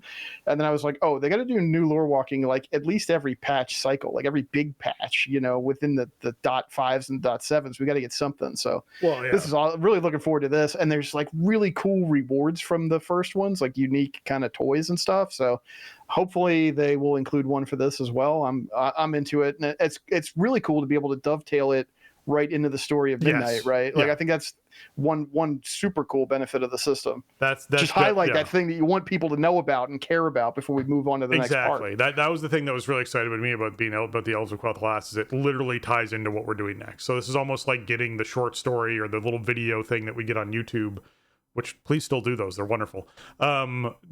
Before the expansion, is it just really ties you in and sets you up for what's going to be happening with the expansion. Or there's Pandaren Heritage Armor coming in. So if you're someone who's wanting to gather that, you'll be able to get your Pandaren Heritage Armor. Turbulent Timeways are going to be coming back. So we're going to have that 11.2.7 Turbulent Timeways, which would be a great way to get some of those rewards. Probably your last chance to get some of these rewards for the expansion. 100% is going to be your last chance to get some of these rewards for the expansion. So if you want to participate in that, be sure you're getting that done. Again, you can run all the 5 of them, or the 4 of them you need to in the first week, and then just next week run 1, and the next week run 1, and the next week run 1, as long as you just don't log that character in between doing it, so you still have the buff. As long as you're refreshing that buff each week, you can get progress on this. So I pick an alt that I'm just not going to log into for the rest of the week, and I do the Turbulent Timeways on that character, and that is my Turbulent Timeways character, and then that lets me save a bunch of time with Turbulent Timeways when it comes around. But last but not least in this announcement, well, first and foremost, just so everyone's aware, there is going to be housing early access on the PTR, which means anyone can hop in there and try this. If you don't even have Midnight yet and you want to play around with housing, Monday, October 13th, which is tomorrow, and it's going to run until Thursday, October 16th, you'll be able to hop in and play around with housing on the PTR. So everyone will have access to this. Just download the PTR client, and then you'll be able to play around with housing and see what we're doing on alpha stuff with housing will be what you're able to do on the PTR. So check that out if that's something you're wanting to do. But yes, After many years, it has been since BFA that I have been calling out for the return of Brawlers Guild. It is back. We are getting Brawlers Guild back. Shortly after the launch of the Warning content update, players will be able to step back into the fighting ring once more to engage in one-on-one combat with a variety of new and familiar bosses. Players will once more be able to sign up to take on those foes and climb the ranks or stand ringside and watch the spectacle. There's going to be the Orgrimmar Brawlgar Arena, as well as Stormwind's Bismo's Brawl Pub in the Deep Run Tram. They're making some additional improvements, changing the boss rotation, adding new bosses. Players will be able to earn challenging achievements, collect new rewards, including housing decor and recolored flying mounts, even Bruce in a new color. It's all coming back, man. I literally, so this is the level of excitement that I had with this. I had to read this portion of the notes like 4 or 5 times because my brain was searching for Mists of Pandaria Classic. It was just searching for it. It was searching for some sort of reference to this isn't in the live game. This is in a different version of World of Warcraft, because I just didn't believe that they were going to do it. Right. And here it is, man. It's back. Yeah, it's been gone so long. And I got to say, like, this is shaping up to be, for a .7, this massive. Might be like the sickest like .7 into a new expansion pre-patch ever, because like, yeah, we're getting new campaign story, which is not like super usual for a .7, I feel like, even. And then we're getting lore walking, we're getting all this story to set up the end of this expansion and the transition into Midnight in a way that we haven't seen it this robust, I feel like, because lore walking is this awesome new tool that they have. We're getting a new Heritage Armor quest line, which is usually the Heritage Armor quest lines. Yeah, the rewards are cool, but the quests themselves are some of the best questing, I think, in a lot of cases. Alongside the Allied Race unlocks, there's these kind of timeless little slices of a culture in Warcraft. So that's really cool. The housing start. I mean, they're calling it early access, but I mean, this is the patch that housing comes in with. Yeah. This is the biggest feature probably ever added to World of Warcraft. It's going to create an entirely new way to play. It's going to create an entirely new subset of Warcraft player. Like, there'll be WoW players who only really engage with the game in housing because the editor is so robust. And when you hook it into all these other systems around WoW, it's incredibly rewarding and deep and repeatable. So, I feel like this is going to bring a lot of new attention to the game and create just entirely new ways to play it. That's hard to say about any other feature that's ever come in 21 years, right? So, like, that's all huge. Brawlers Guild has been an awesome feature since Pandaria. It's been gone for so long, and I feel like in the world with encounter design that we're moving into, I feel like they can leverage that to make the fights more fun than maybe we've seen before, just like bring some different elements to them. So I'm excited to see that and some new rewards, including housing stuff, man. You could put like a Brawlers Guild in your house. You could have like a back alley, like, fight club in your basement or something, like, maybe with some of the rewards from it. Like, and then on top of that, you also have, we know we're going out with the Turbulent Time Ways, which is a great way to get characters leveled if that's how the timing works out for you, where it's like, this is the way you want to do it. Get characters geared up. It's a whole bunch of new, I assume we'll be getting a heroic gear cache every week on the way out. I think the new plus Shadowlands Time Walking is coming in with this, which kind of grown, obviously, right? Shadowlands, you hear that and you just kind of cringe, but like and I'm not crazy about the dungeon rotation, but it will be some new stuff to do, some new variety, new vendor rewards. There were some great dungeons in Shadowlands, don't get me wrong, but also I feel like they've kind of been in our face a lot since 2022 because we had them all expansion, and then they've kind of been coming back over and over again in Dragonflight War Within. So some of these dungeons we spent some time in even recently, but whatever, new dungeon, new expansion in the Time Walking dungeon rotation, new vendor stuff to collect, new actual power rewards to get you set up to get into next expansion. Yeah, I mean, sometimes in the olden days, a .7 was like some quality of life adjustments. This is not that at all. This is a huge update, and I mean, they don't say it anywhere, but we pretty much know that this is going to be like early December, right? Like they said that's when housing would be launching in early access, which would be this. I mean, not everything, I guess, is going to start right at that time, right? Like Brawlers Guild, they say shortly after the launch, so you figure maybe 2-3 weeks in that Brawlers Guild starts back up. Probably January, yeah. Yeah, it's just like a ton of stuff to do, and it's also sort of the thing that, you know, I think of Cersei Circlet or the Disc Belt, right, which we saw in the previous .7s, this expansion. That was stuff that, like, okay, you didn't have to do it, but there was a huge upside to doing it. And really, if you cared about your character's power level, you were doing it even if it wasn't the thing that you thought was super fun.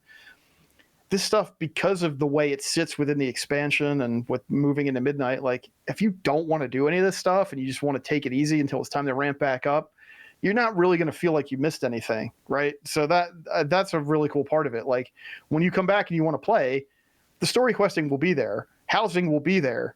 Yeah. You know, all of the stuff is there, and it's not like, oh, well, damn, now I got to do all the catch up to get the things to get my ring upgraded to the proper item level because I didn't feel like doing it last Christmas, right? Like, that's not how this one works. So I'm really excited about this. I'm also, like, to me, this is more exciting than the Midnight stuff because it's more immediate, right? I'm very much like the player that lives in the moment. I'm not thinking about what's going to happen in 5-6 months. Yeah. I'm playing what I'm playing right now, and I'm looking ahead to, like, what the next release is. So I'm glad that they're giving us a whole bunch of stuff to send War Within off, you know, with. It looks like a really good lineup, and I'm going to be doing all of this once it comes out in December.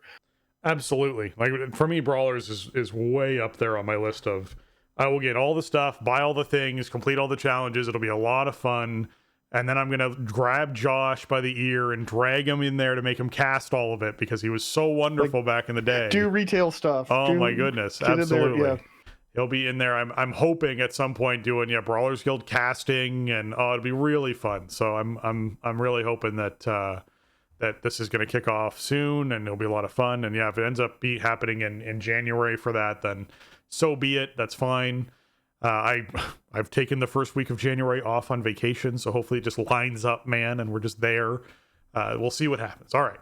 With that, I want to take a moment to really talk about one thing that we skipped over the past week in notes. We're still saving little bits and pieces of it for, you know, when we get a little bit more info and whatnot, but they did do a part of the blog post on your leveling talents in Midnight and Apex talents.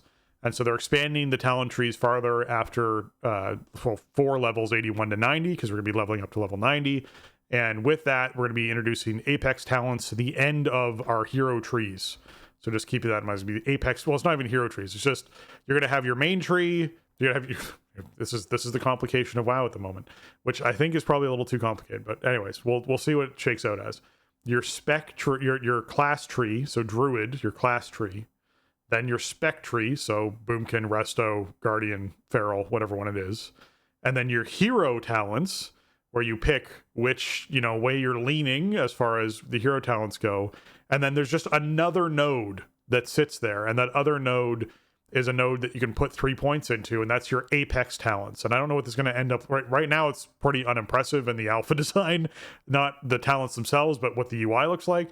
Hoping it's like a larger kind of cool looking big button to kind of, you know, put points into at some point. But right now it's just kind of like a little, they've just like added an extra circle you click on in the talent windows. Yeah, it's placeholder UI. But yes. Yeah, these are like, we know we're getting new points in our existing trees. Yeah. So your Apex talents will be in your spec tree. You don't have to spend your new spec point talents in them, but if they do their jobs right, I think the idea should be that you want to, right? Like, yes. Like, I guess depending on what you're doing, maybe there's some reason why you want to, you know, you want to build for this particular thing. So you need something really specific in your spec tree. And so you're not going to go your Apex talents because you're trying to speed farm something or whatever. And you got a bunch of movement. But if the Apex talents will hopefully be good enough that they're kind of a no-brainer for doing any kind of actual like end game stuff. That would be a real bummer if it's like, well, here's the thing you're supposed to put your 4 new points into, except actually for your spec it kind of stinks. Here's a great example. All right, so they give the example of Resto Druid, and they go, the Apex talent for Resto Druid is Everbloom. You put the first point into it. When you put the first point in, it makes your life bloom stack every 5 seconds up to 3 times. which is just going to increase your single target healing on Life Bloom substantially, especially if you're spec'd into having Life Bloom on 2 targets. Now you're actually getting a lot more individual single target healing on those targets. That's great. The second point makes it so that 30% of Life Bloom's healing splashes onto allies within 30 yards. That's a pretty large splash. Like that's going to get everyone in melee and maybe some of the ranged, at least some of these mid-range specs that are in there as well. And then the third point makes it so Life Bloom bursts into a blooming frenzy when you use Soul of the Forest, when you consume Soul of the Forest, the buff you get, causing it to bloom 8 times in rapid succession. So you get this pulse really quickly every time you hit Soul of the Forest. Sounds really powerful, right? However, if you're in something where you're just kind of needing to heal the tank on a regular basis, you don't really need to put those last 2 points in. That first point is enough to give you all the single target healing you're talking about, plus healing onto yourself. So if I was looking at a Mythic Plus situation, I don't know if I would need to put the 2 extra points into there currently. I think I would probably put points into the first one, have my Life Bloom on 2 targets, and then just heal the way I normally heal. Because those splashing healing that's happening is going to be overhealing in the majority of Mythic Plus situations, unless it's a dungeon where there is a lot of consistent AoE damage happening. Now, in a lot of raid fights, there are a lot of consistent. It's going to be 100% worth to put all 3 points in inside every raid situation.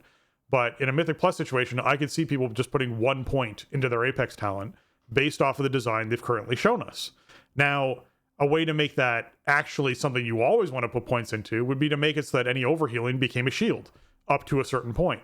Because then you're actually going, oh, okay, well, this actually is useful because I'm generating a damage reduction on my group, basically, by choosing to do this. But because that's not how this works, it's something where you go, okay, well, I might only put 1 talent point into this and then just put Life Bloom on 2 targets and be happy with the Mythic Plus stuff, having those 2 points into something totally different that gives me more damage because maybe I wanted to do a lot more cat weaving or whatever it is that I'm doing while I'm doing Mythic Plus, or maybe it's something where I want to have more utility buttons that I can hit in case of emergency situations. You can create that happening. So, or maybe there's something that increases my single target healing even further that I want to invest these points into over top of making sort of AoE splash healing that's not super effective unless the group's taking damage. So I can see that happening with current design where maybe there's niche scenarios. In this case, Mythic Plus or PvP even would be a scenario where, like, if you're in PvP and you're doing 3s, do you really care if your healing is splashing onto 2 allies within 30 yards? Like, probably not a huge amount because A, your hots are getting purged off of the target, and B, you're maybe not within 30 yards of your buddy because maybe they're running out of line of sight and a bunch of other stuff is happening, right? Like, there's all sorts of movement that happens in PvP. So it may not be the best talent for those particular scenarios, but we have to see what they choose to do. Obviously, that example I gave is the current alpha situation for Resto Druids, so they might change that over the next little bit. But I'm with you that it feels as though these things should be, regardless, something you want to put all 3 points into. It's just interesting that one of the examples they gave of Resto Druid is one where I can find a reasoning very early on of going, this is nice, but like, is this something I'm really going to want to have to put 2 points into? Maybe not in all scenarios. There's some, but Yeah, which I think is, I think it's cool if you kind of have that flexibility in a way, but also like these should be powerful enough that they're desirable, right? Yeah. Like they should be the literal apex talents, if that's what we're calling them. It's interesting. When we first saw the kind of, okay, let's go back to Dragonflight. We saw, okay, we're going to bring class trees back in, and it was not what we had before, right? It was a lot more flexible than the olden days, the pre-MOP days, right? Yeah. I was like, okay, this is cool, but like, how do they avoid falling into the same trap that they fell into when we went from vanilla to TBC to Wrath to Cataclysm, and you just kept making the trees longer and adding more points? And so then the first iteration was, well, we're going to add hero talents, which are going to be, more flexible. Again, like it's going to add a little bit of customization, some flavor, and some different choices in terms of play style. But you just take the whole tree. You get your 10 points from 70 to 80 or 71 to 80, and you buy out the whole tree and you swap it whenever you want to. Cool. But then my immediate thought, as we saw that at BlizzCon back in 23, was like, well, what happens next? Yeah. And, it was sort of like, well, we have a plan, but, we're looking at long-term goals, whatever. And so the plan then becomes this, where it's like, okay, we get 3 more points for class, which is cool. but they're also extending the gate. So it's the 20-point gate becomes a 23-point gate, which, I mean, it's still, I don't think they're really adding anything into the class trees. So it just means you get to take 3 things that you can't take right now, except, your trees are going to change and the gates are going to change. And, obviously there's going to be a lot of class reworks and stuff anyway. So you can't really compare it to what you're playing with today, but you will have more choices. Like, you're just straight up getting more choices in your class tree. That's cool. The spec tree then becomes the hero trees are getting expanded. So you're going to get new points. You're going to get 3 new points, and you're going to get new talents in them, because obviously we have everything right now at level 80, right? There's nowhere to spend points. So we're getting new nodes per tree. You're just going to take them. We're just going to carry that all forward. This seems like just really intense power creep to me as we kind of go along. Like, hero talents are already kind of just power creep over not having them, and now we're just getting more stuff that we just have. I mean, hey, as long as the game feels fun and feels balanced in terms of our PvE goals, cool. I do think there's something to be said for making choices, right? And not just having a whole bunch of stuff sort of handed to you, or that you just take as assumed or kind of baseline in a way. Like, making that good choice for that good situation to suit your playstyle feels really rewarding to me. So just continuing to add more stuff to hero talents seems kind of weird.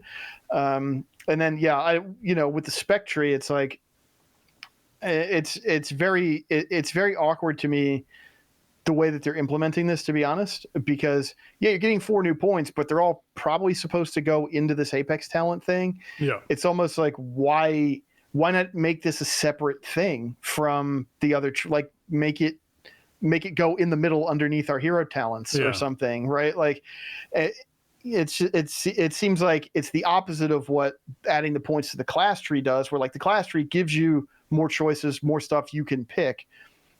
It might actually limit your spec tree a little bit more, because you're going to need to get to that bottom gate to unlock your Apex.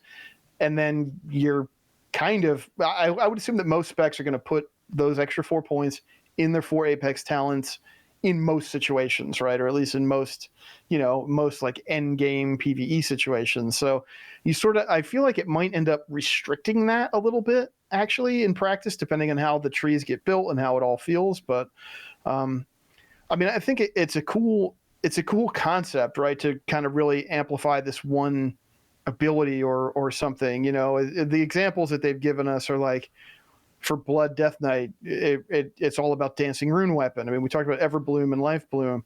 And then, they give the example of Arcane Mage and Touch of the Archmage, playing around with Touch of the Magi. Like, okay, that seems cool. It seems like we're really dialing in on one particular spec ability, right? And that's sort of the theme of these. That's cool, but maybe, I don't know. Maybe it could live somewhere else. I think the big whiff with hero talents have been really cool, but I think the big whiff with them was they didn't really feel incorporated into our characters or into the story very much. It was just a new tree that opened as you got more levels. So I think they missed an opportunity there.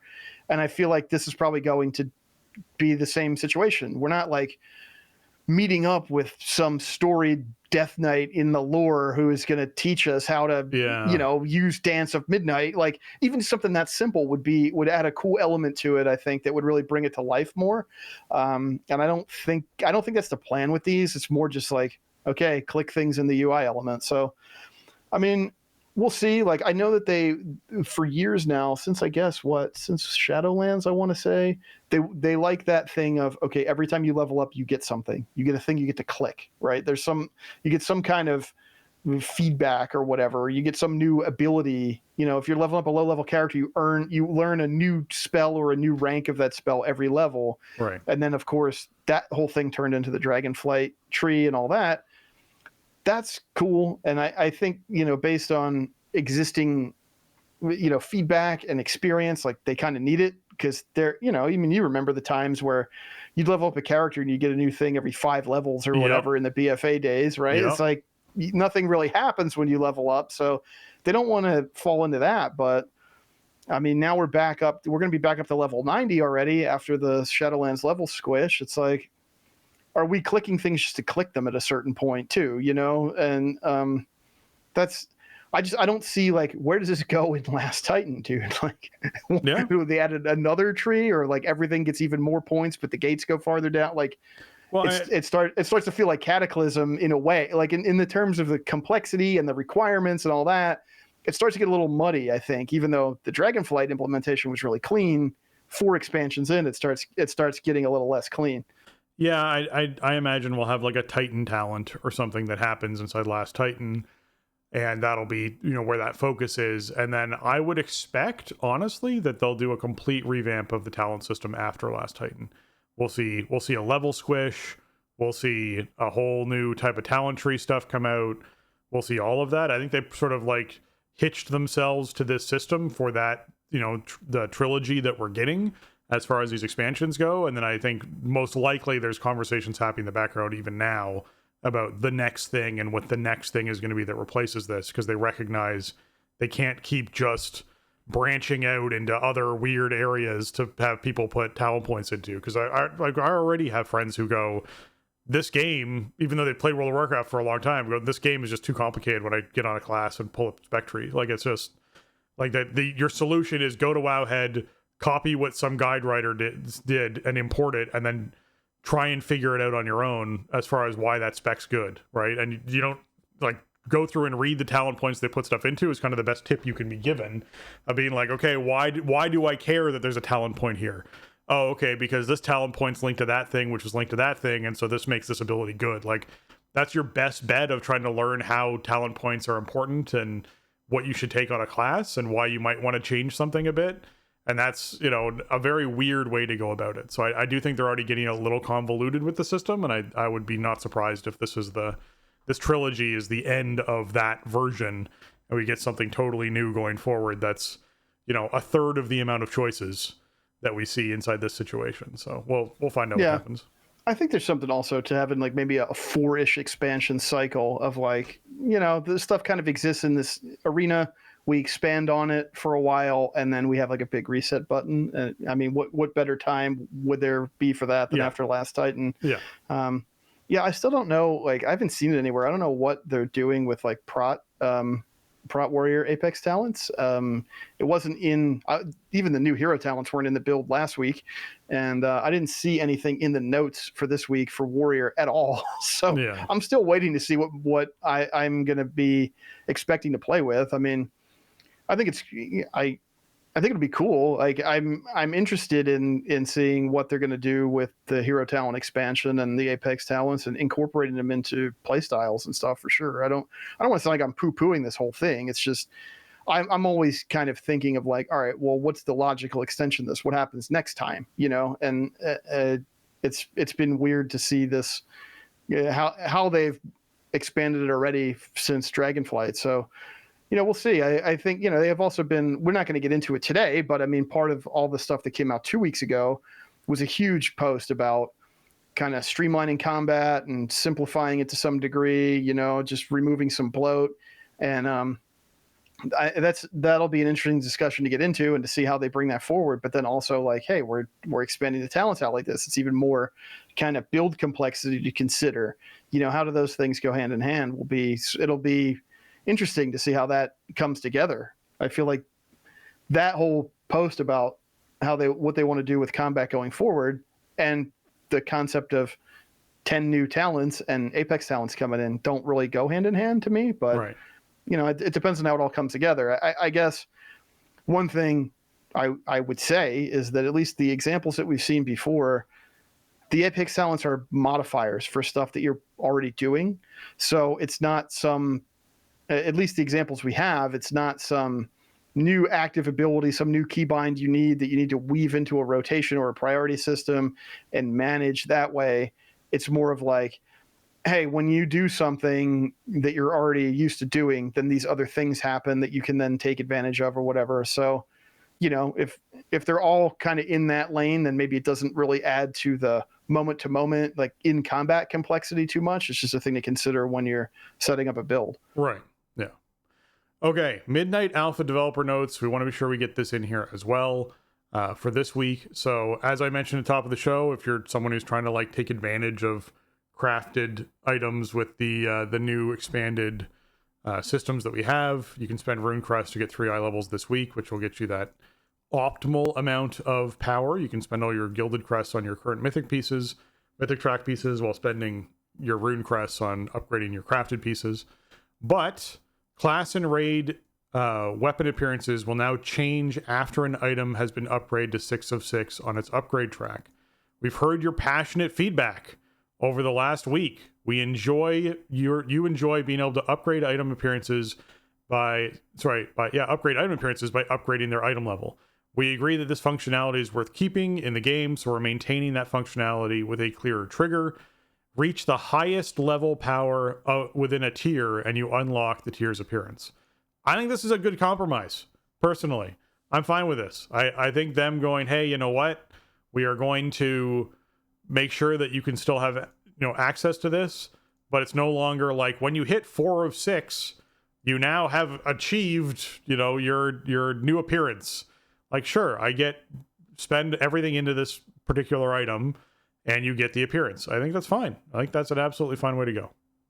Yeah, well, of course, we had a big conversation last week about the original plan for this, and then they immediately changed it, I think before the episode even came out, probably. So, hey, we can only work with what we have at the time that we sit down. It was funny. I think this is a great call. I mentioned last week that, like, having the thing where once you unlock your 4-set bonus, now you're getting the full appearances, catalyst charges. Well, yeah, we're doing the they're doing the higher difficulties unlock lower difficulties, and they're doing activating your 4-set bonus as a feat of strength. That means you can now get catalyst charges from doing other endgame content. Yep. So it's like, well, it's a good compromise. Like, you'll still have to get the pieces, but you'll have catalyst charges to burn on them. But it is a compromise. We're still losing something. Now it's a little bit different, but I think it's good. It means someone doing heroic content can get mythic appearances and everything below it, is what it means. Yeah. You need to put more crests into it than you currently do, but they're also changing the way crests work, right? Like, you're not going to be using what we currently have as gilded crests on a hero piece. You'll be using your rune crests all the way up. And then it'll, once you get it fully upgraded, then it'll unlock that higher appearance. So I think it's a fine compromise for collectors. It's not, I think it's actually, at the end of the day, it's more flexible than what we have now, even though you will need to essentially put like more resources into a specific piece to get its appearance to change. I think it's still a win, just flat out.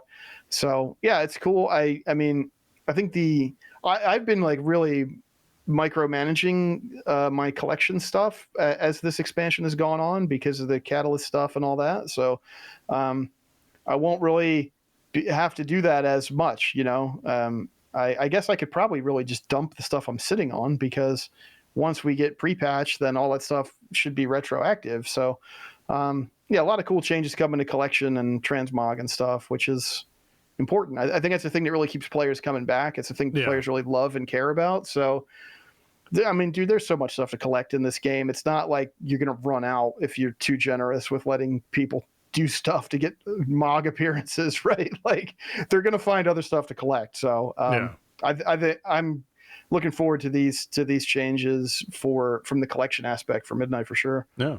Well, the Midnight add-on changes in Alpha continue as far as them lightening up some rules here and there. We also have nameplate updates to talk about in here, where they've now added font scaling on it, and nameplate behavior, so they don't overlap as much, is something that they're changing. And the overall stickiness is the dev note.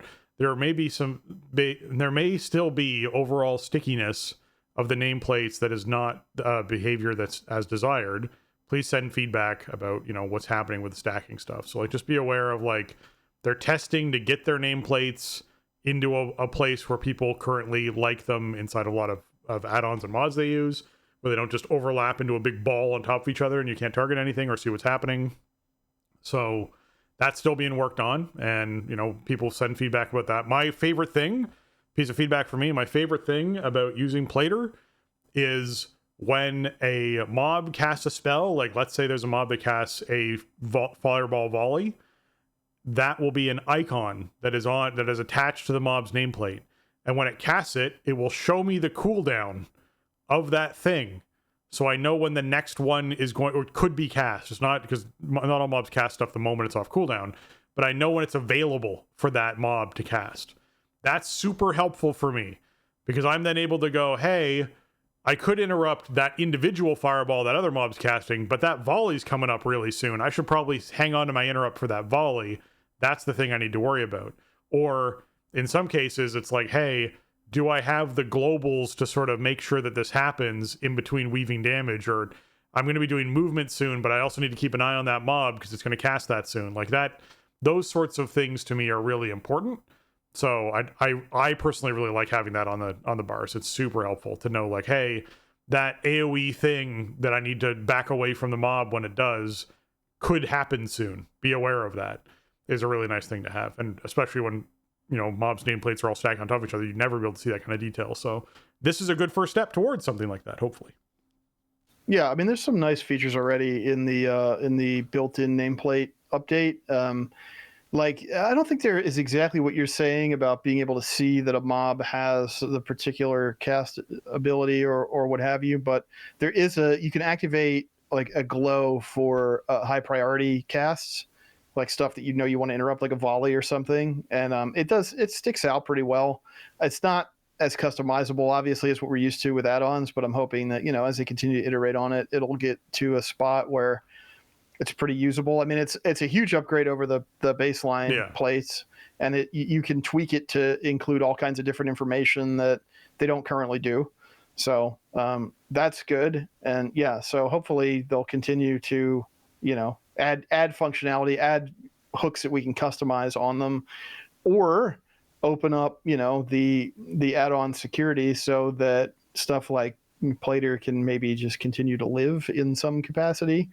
You know, they said a million times when they were announcing the stuff that they didn't want to step on the customizability factor. It was more about how it affects encounters and in combat. And it's like, plates kind of fall into both of those categories, right? They sort of have a foot in each one. And it's like, I don't know that they want to take on the burden of being like, yes, we're the reason why you can't customize your plates in a manner that you're accustomed to. Because I mean, they have some good tools, but it's like, it's never going to be, they can't provide a slate of options as wide as the community can, right? Like there's, I mean, obviously Plater's the big one, but there's other mods that you can use, other add-ons, all kinds of stuff. So they're not going to provide that kind of stuff, but I don't know. I was messing around with the new plates on last week's alpha build, and I thought they were decent, but I didn't really play. There's not a lot of plates inside the housing neighborhood. So yeah, it's true. I was just kind of like on a dummy, and I did a couple quests, and I said, oh yeah, well that looks kind of clean. Then it's got some more info than I had before with baseline plates. So okay. Yeah. They've also done some updates to the cooldown manager, so they're working their way in a better direction as well, with debuff tracking now showing stacks of debuffs. Edit mode now allows for width to be adjusted for tracked bars.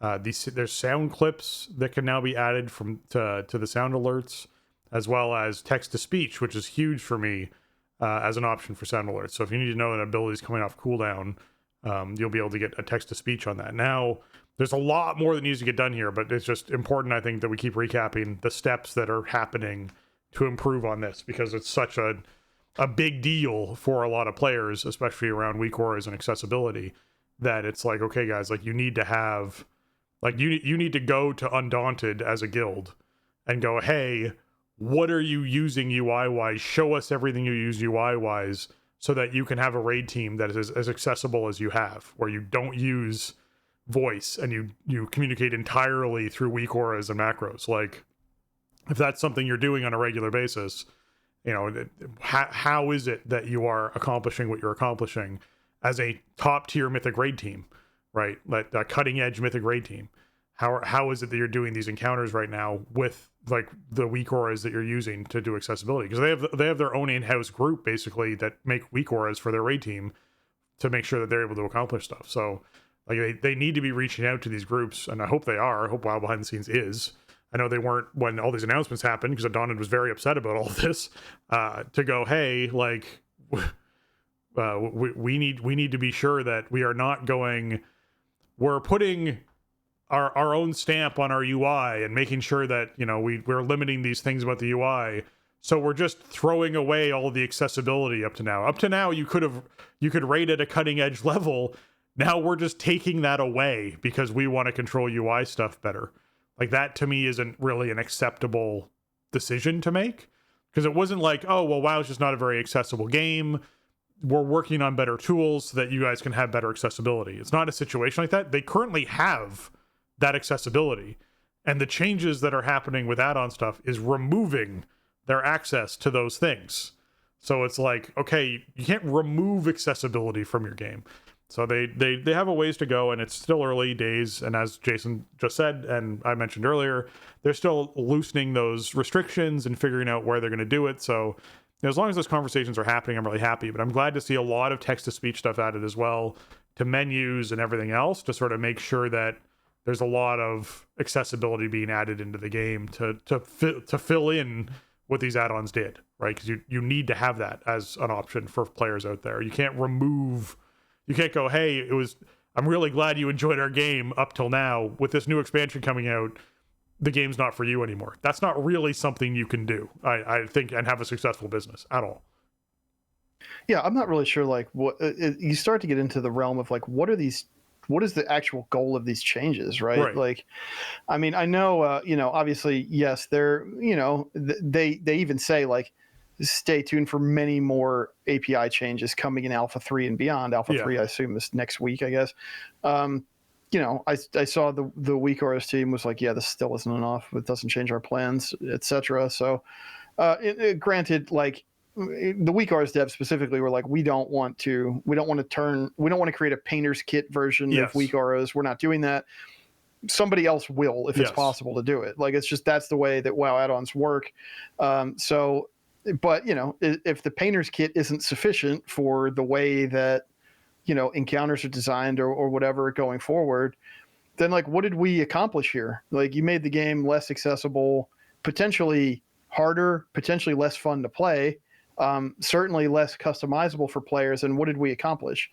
So I don't know. I mean, I think I said it last week on the show. It's like, my main thing is, this is a massive burden that Blizzard's putting on themselves to deliver on this stuff. Like, they've decided that they are responsible for this in the absence of the allowing these API calls and what have you, restricting this add-on functionality.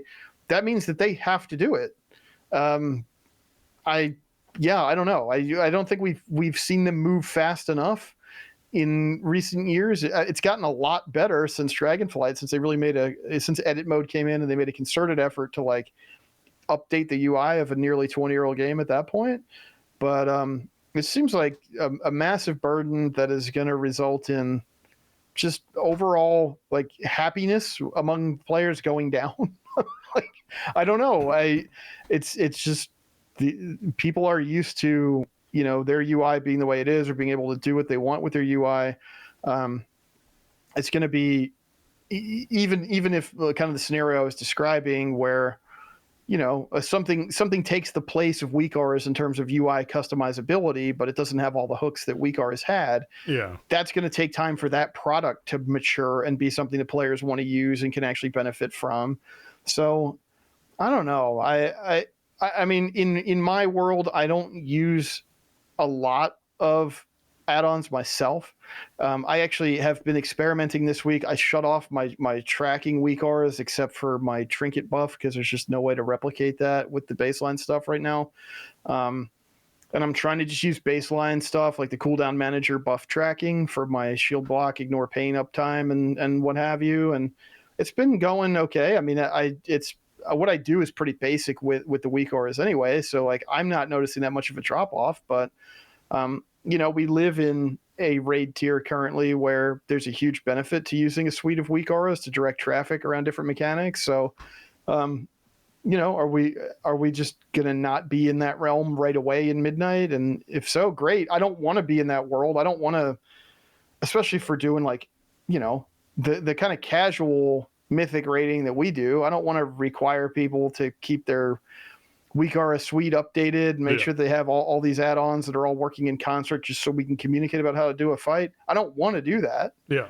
But like, if that's what the game is presenting to me, I don't have a choice. So, I just feel like it's an incredible onus on Blizzard to get this right and to have it feeling good. And yeah, I don't for Undaunted, for the hearing impaired guild, like I have no idea what they do. Like I don't want to say that I don't think Blizzard considered that, but I feel like Blizzard was probably like, listen, accessibility is going to take a hit and we'll figure it out as we go and we'll loosen stuff where we need to loosen it, but let's get it to this baseline first and then see what we can flex on, which I think is probably a good game plan. But man, they got to be ready to move at lightning speed compared to what we're used to from the WoW team on some of this stuff. So we'll see, man. I can't say that I'm brimming with confidence that they're going to nail it.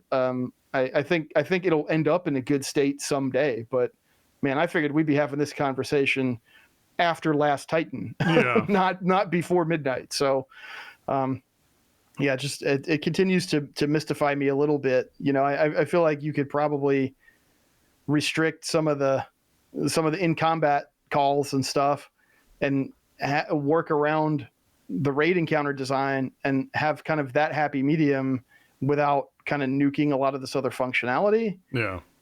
Or you could also just like, what if we just didn't really touch the API call restrictions right now, and we built up the baseline UI and we designed fights that are with the baseline UI in mind, and just let players live in that world for a tier or two or an expansion, right?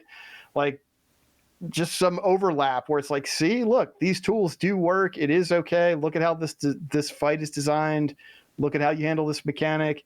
You can do it with the tools we're providing you. We promise. Show us proof of concept, and then start ripping this stuff out. But yeah, I don't know. I for myself, I'm not really that concerned about it because I use such a low level of add-ons that people probably think I'm out of my mind. Like I just don't use them that much. So I'm not worried about it changing my day-to-day experience with the game. But like, WoW is played by millions of people all over the world. Everybody has a different way that they want to approach it, and this is it's gonna step on that for sure. So Yeah. I hope Blizzard is ready to handle that. All right, last but not least, we're going to squeeze in a quick post here from Randy Jordan, aka Kyvex, about the pet battle system and feedback. So the pet battle system is being iterated on in Midnight, and changes will continue to come in future alpha builds. In the first builds of Midnight Alpha, they have several goals. For players who love collecting pets, there should be a significant number of pets to collect. For players who love to do pet battling and combat, that will be available. As time has passed, we've seen fewer and fewer players enjoying pet battle combat, so this is an area they want to iterate on. There will be some new pets in Midnight that are capable of battling, and all parts of the pet battle system that were implemented in previous expansions should continue to operate as they have before. We're experimenting with some alternate methods to obtain pets in Midnight, and we expect to iterate on that based on your feedback. Please let us know whether you're an experienced pet battler or engaging in the system for the first time when you leave feedback. So there's a huge thread that I love to see, because lots of people are writing really good, detailed feedback about the pet battling system, what they like about it, what they don't, the collecting, etc. that started up. So there's going to be a link to this in the show notes. So if you're someone who wants to leave feedback about this so that you can say, hey, you know what, it's really bothered me in pet battling that it's so turn-based, or that the turns are determined the way they're determined, or that, you know, the speed system of which mob goes first in actions is such a large, like whatever it is about the pet battling system that you have feedback about, go and leave feedback in the thread, because they're looking at updating and revitalizing the system. So if you're someone who's interested in that, then by all means go and leave some feedback, participate. I think it's great they're having a look at it. It's a system that's been in the game for a long time now, and I don't think they've really done a lot with in a while. They've just kept adding pets. So I'm glad to see that they're looking to make some changes here for sure. Yeah, I mean, it just feels moldy and neglected overall. It's been a long time since we saw like a pet battle dungeon or anything. I think that whole concept might just be on hold for now. What the vibe that I get from this post is like, we are essentially not going to support the pet battling system anymore going forward, at least not to the scale that we have been. it sounds like there will be a ton of new pets in Midnight, and I believe that they're streamlining the acquisition method. Like you don't have to like go into pet battles and stuff.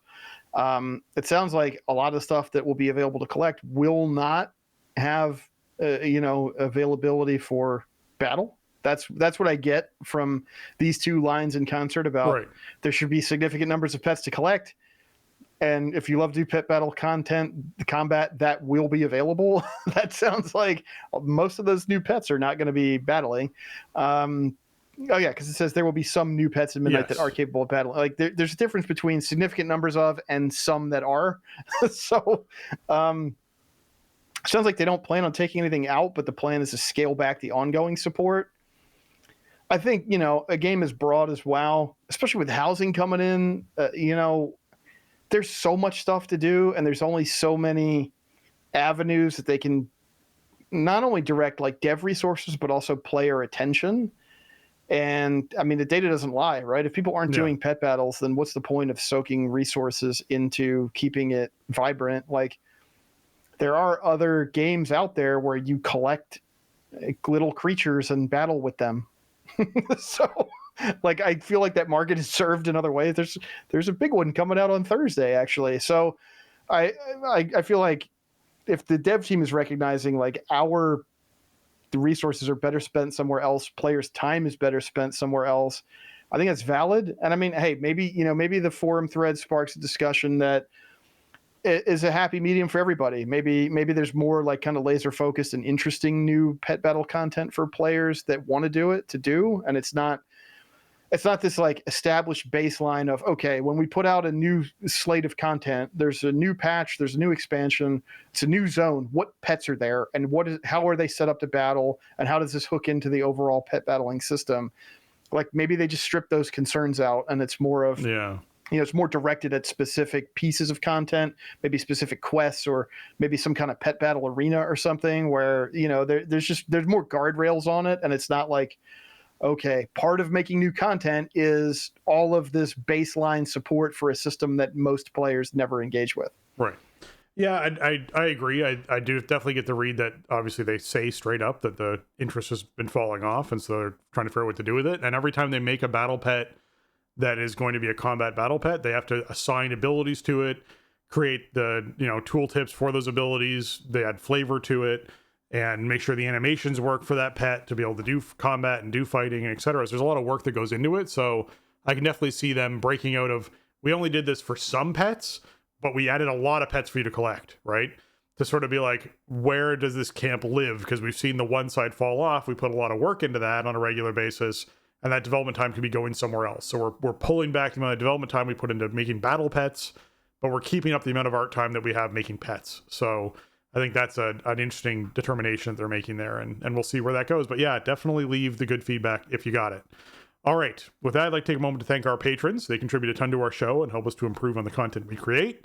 Today, I'm giving a shout out to Arajian, Anthony, Bradley, Bruce, Chris, James, Garrett, Kapowie, and Shorel.